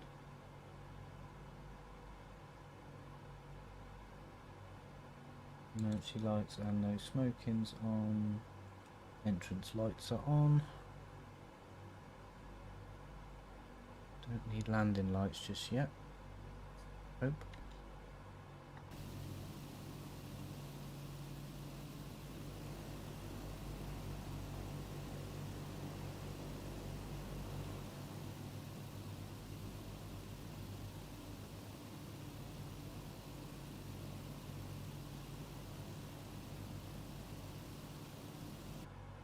I think I might do.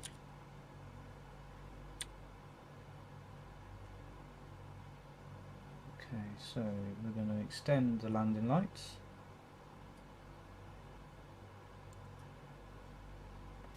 Hopefully it doesn't rip them off.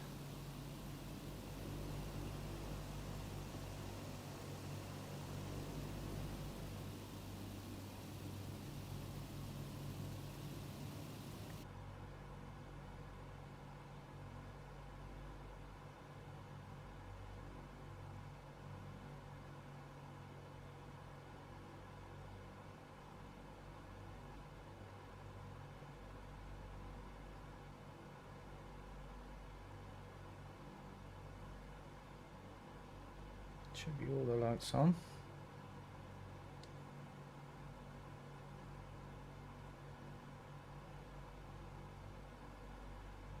Yeah, terrain's a little bit closer now.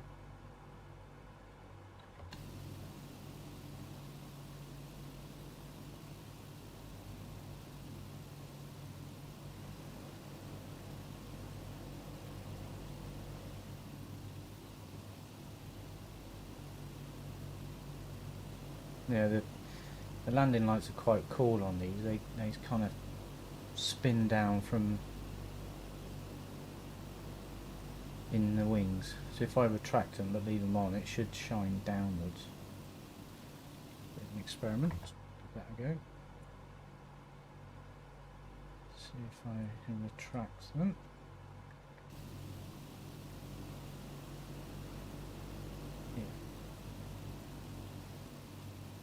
And they shine down. That's quite handy to know. That might help out at night time.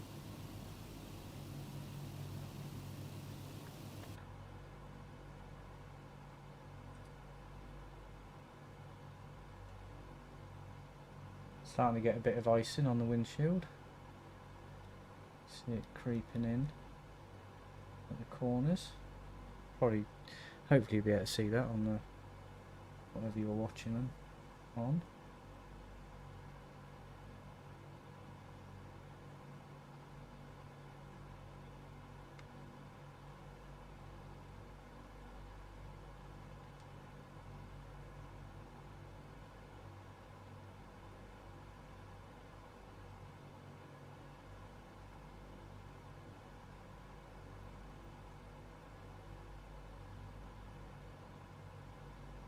Okay, this is where I'm going to start seeing the mountains, if I'm going to see them. Should be coming up closest point on my left.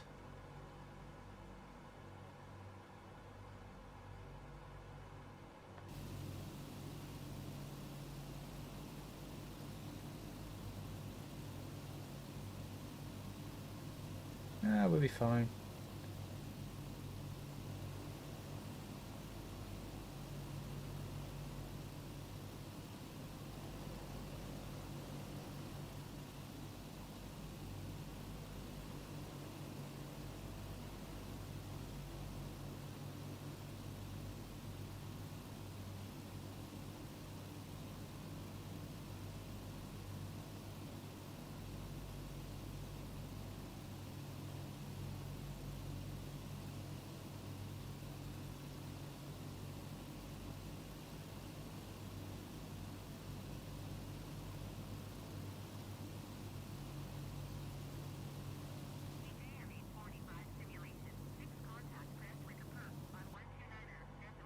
We're getting near Prestwick now, so I should be able to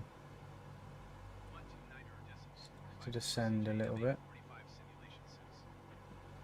Prestwick approach CJM845 simulation 67400. CJM845 simulation 6 Prestwick approach altimeter 29. I'm going to need to get down below this cloud layer anyway to see the runway. It's not for a while yet, but once I get past this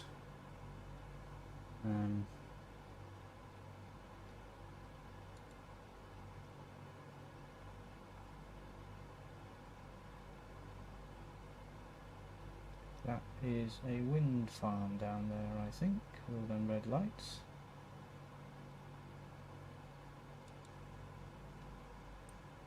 Level her off here again. So we're just above 7,000 feet. Start to see terrain on the nose. Bit of icing.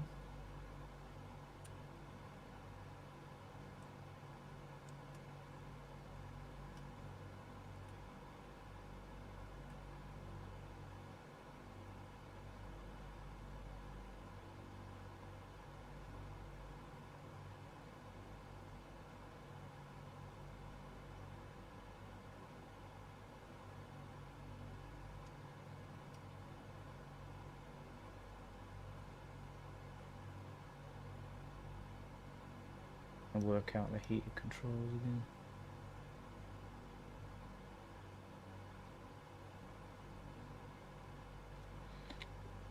Might be on the other side.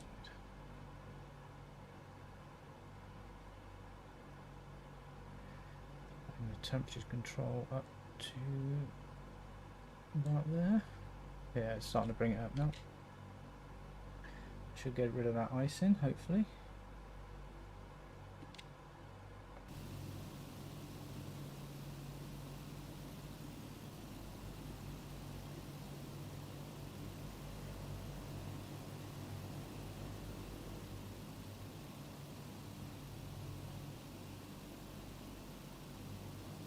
What would get rid of the icing is me going back up a couple of thousand feet, but I'm not scared. I think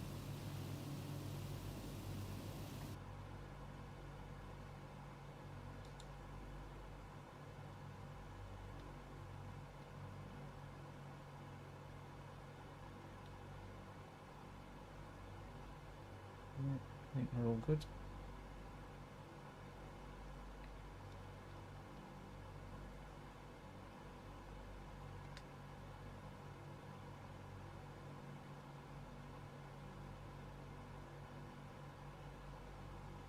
Engines are all good. That number 1 is still in its icing range, but it's not giving me any issues up to now, so we should still be good.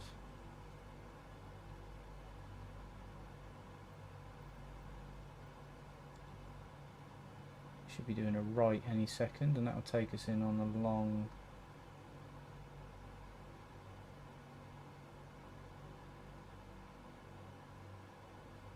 drag into the airport. And there we go. So I've managed to clear those mountains. It was my kind of biggest concern, really. Normally I'll be up at a little bit higher, but I wanted to come down and see the nice snowy terrain.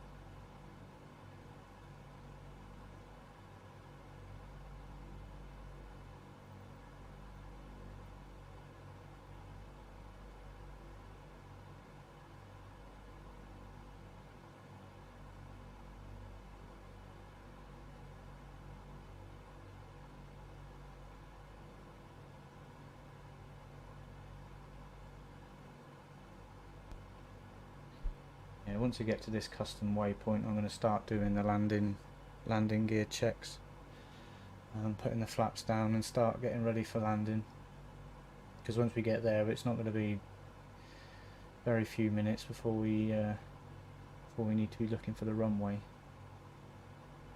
That's when I need to be below the cloud level.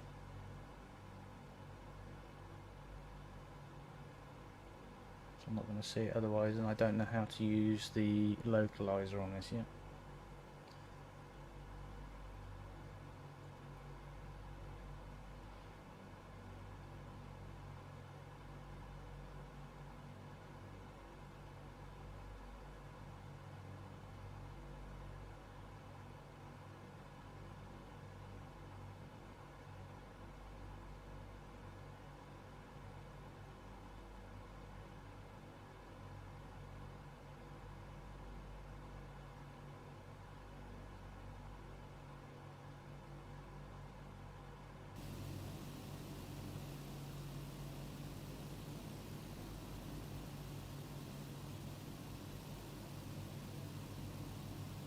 CJM845 simulation 6 contact Glasgow approved on 119.1. Good day. Going to 119.1 CJM845 simulation 6. Glasgow approach CJM845 simulation 6 7,100 feet. CJM845 simulation 6 Glasgow approach altimeter 29.902. Continue as planned.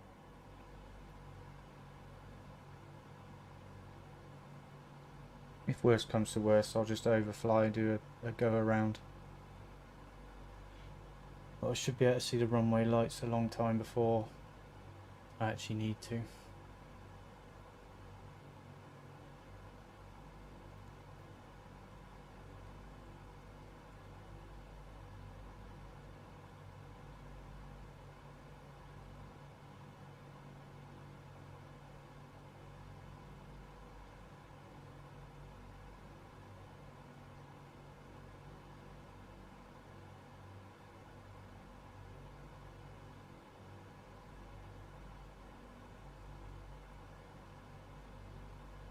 Everything's looking good at the minute.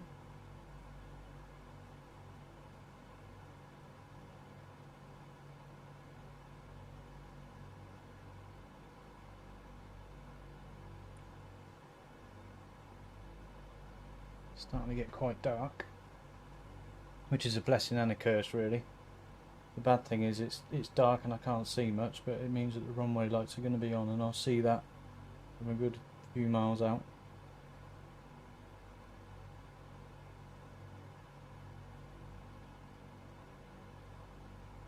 Okay, that's the right turn, and that'll bring us on to heading for the runway, which is going to be right underneath that cloud by the look of it.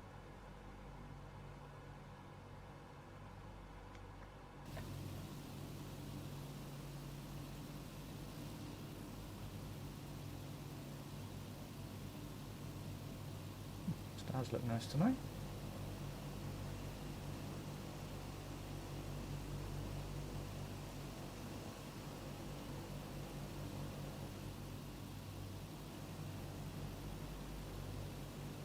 Cabin lights are on.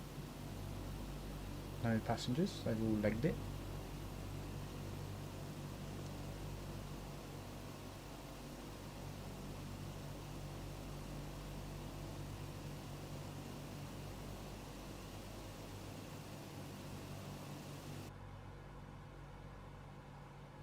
Right.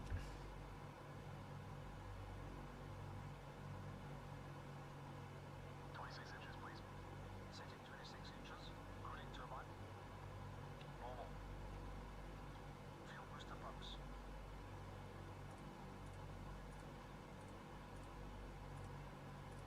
On low. Fuel tank selectors. Mains on, crossfeed off. Hydraulic bypass valve. CJM845 simulation 6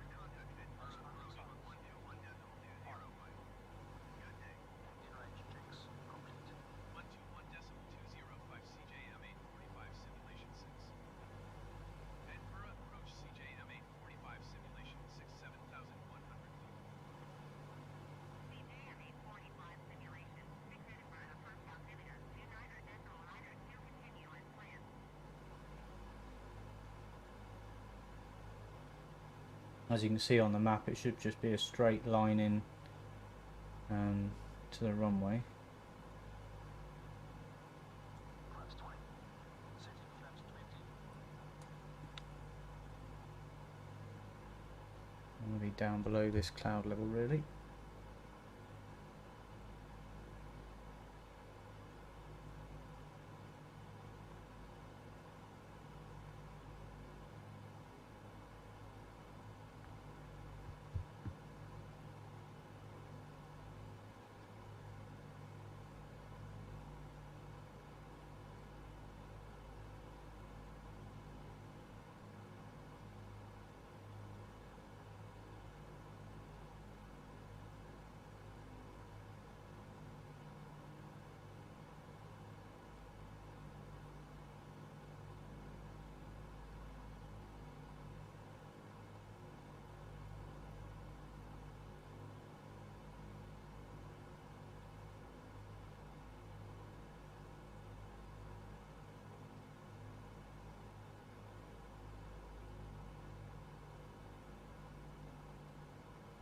At the minute I'm more confident with checking out the window than I am with the altimeter.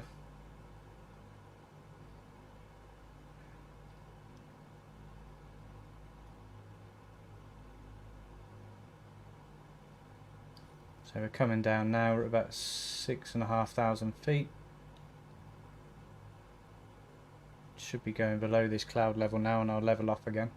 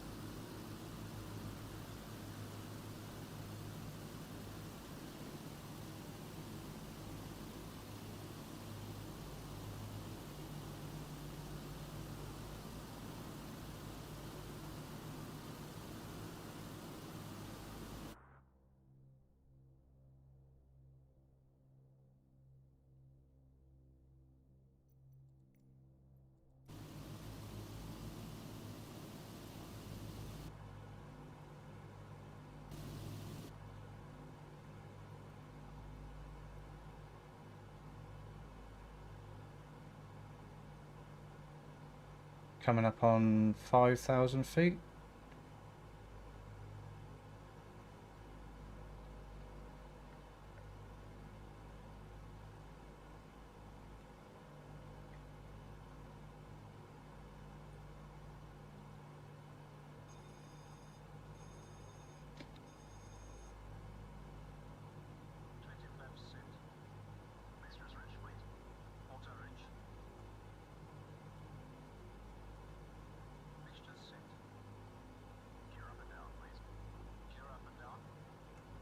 Got the red light come on the right hand side of the screen.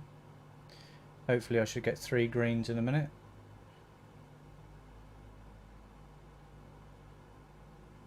One green, 2, 3, yeah, gears down, flaps are set to 20.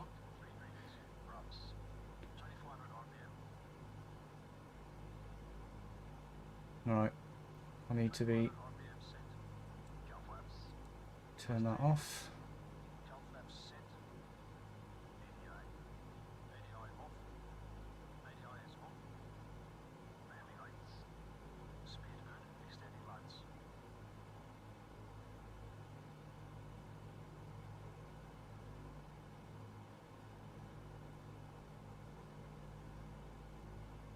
want to be seeing these landing lights soon.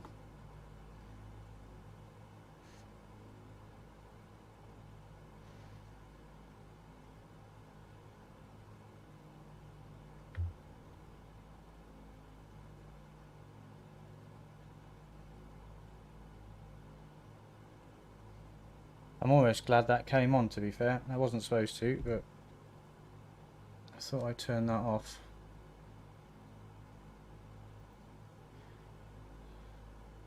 But seeing as I'm not going to see the runway otherwise, I'll follow that in. This just helps me see where the runway is, which is down there.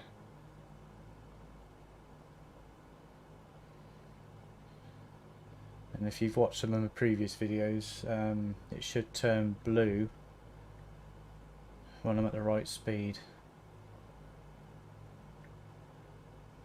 And get a lot of ice in now.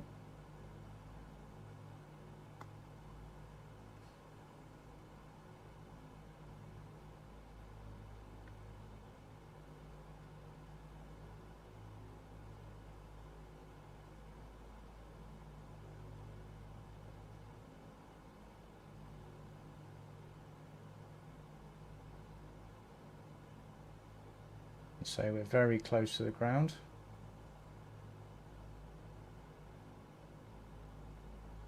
Starting to see the snow.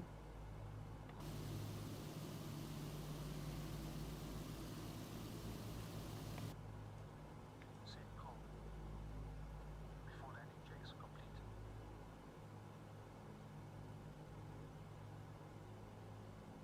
Getting a hell of a lot of ice in.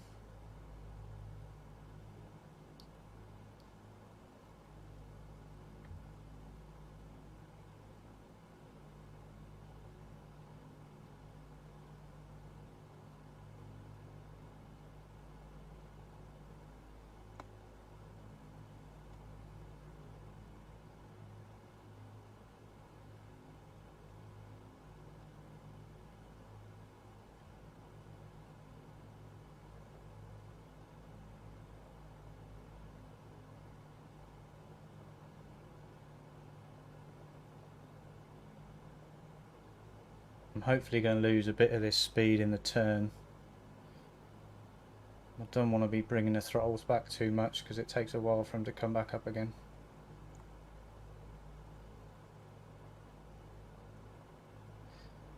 Going in and out of snow.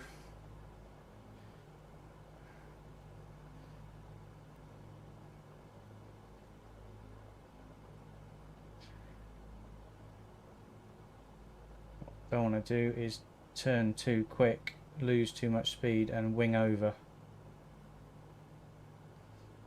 So I'm going to take it as right out as I can.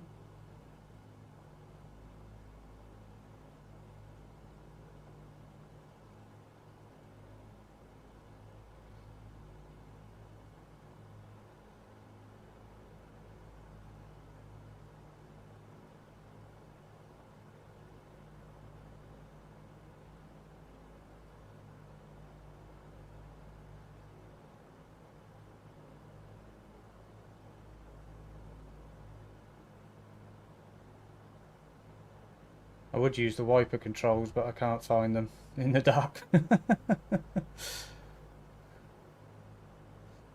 Yeah, I'm not worried about it saying too fast. I am a little bit high and off the glide, but this last turn should take off a fair bit of speed. And I may have to actually land it in external view because I can't actually see anything. Edinburgh Tower CJM845 Simulation 6 is 3 miles northeast. Yeah, external view. CJM845 simulation 6 Edinburgh Tower. Altimeter 29.9er, 2 wind 271 at 8. Make left traffic, runway 06. My left traffic runway 06 CJM845 Simulation 6.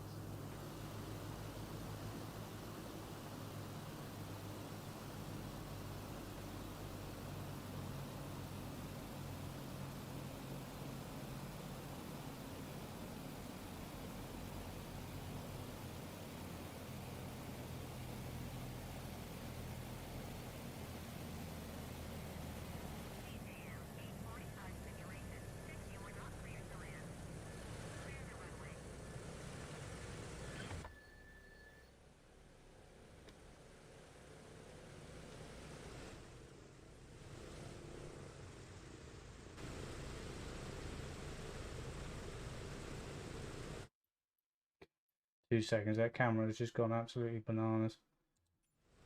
CJM845 simulation 6, you are not cleared to land. Clear the runway. CJM845 simulation 6, contact ground on 101 And reset the camera. That happened at like the worst possible moment. CJM845 simulation 6. I need to sort this camera out. There we go.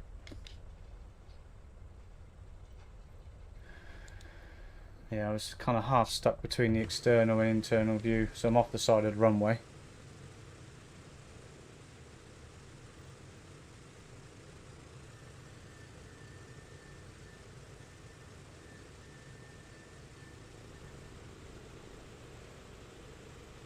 But we're down, and I'll take that.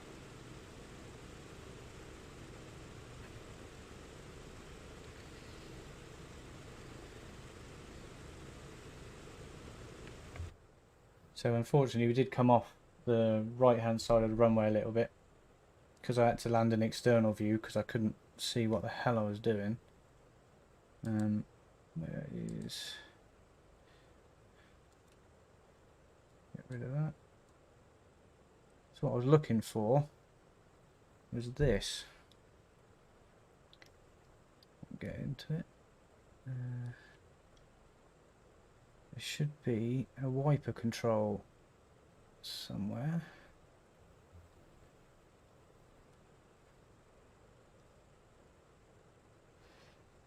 I might have to have a look up, see what that is. Oh, we're down anyway.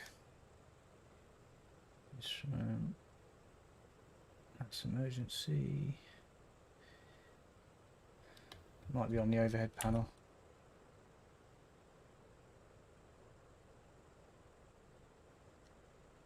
Windscreen heat, anti-ice.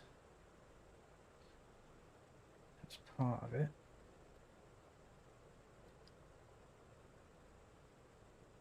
Yeah, that's it there, I think.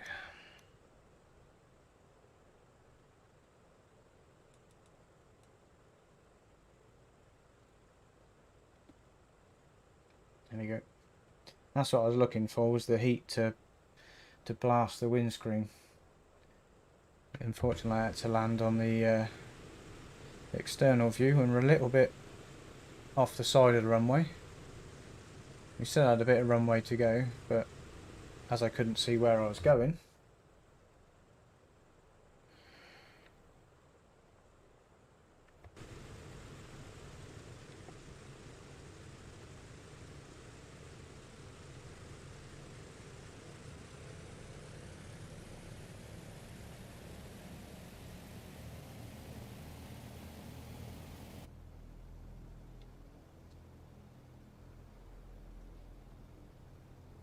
that's what landing in snow and at night is like.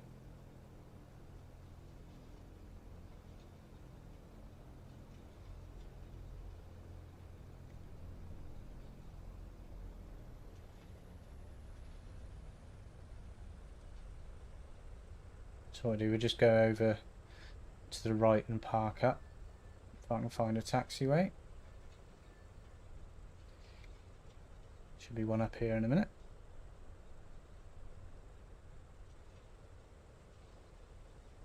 So it's not my finest landing, but just say I haven't flown this for a while, and that was kind of pea soup and dark.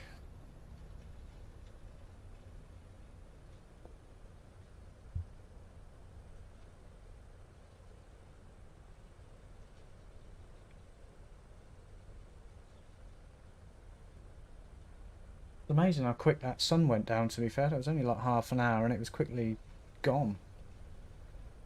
Completely black.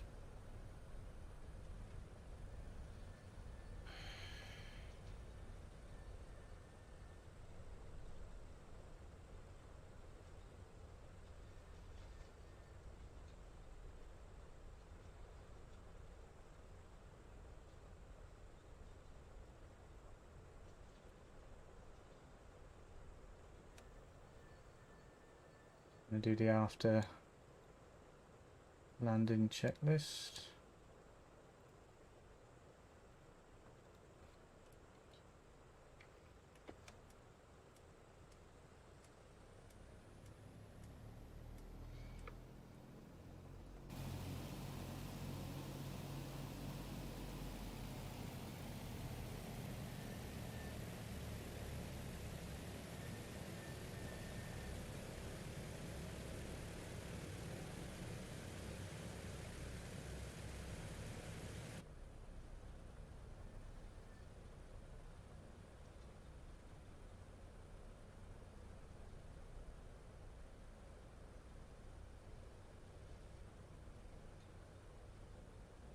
We go straight into the gate.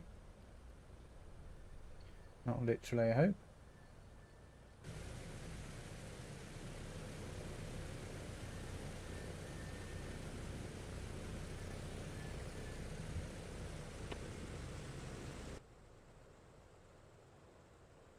Parking brake is set. Cut entrance.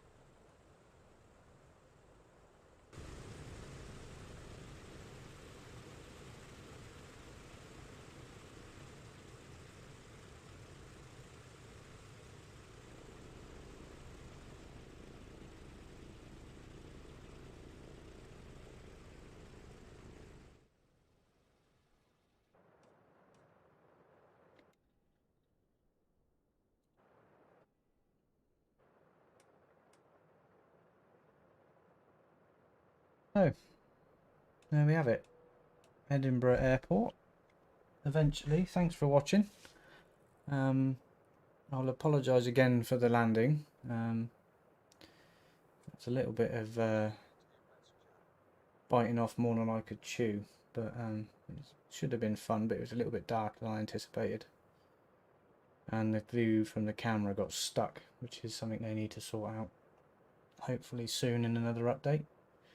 But thanks again for watching. Hopefully I should do another live stream this week. I'm a little bit busy Friday, so maybe over the weekend, and I should have Zana with me again, which means we'll probably be flying in Brazil, which would be cool. So yeah, thanks again.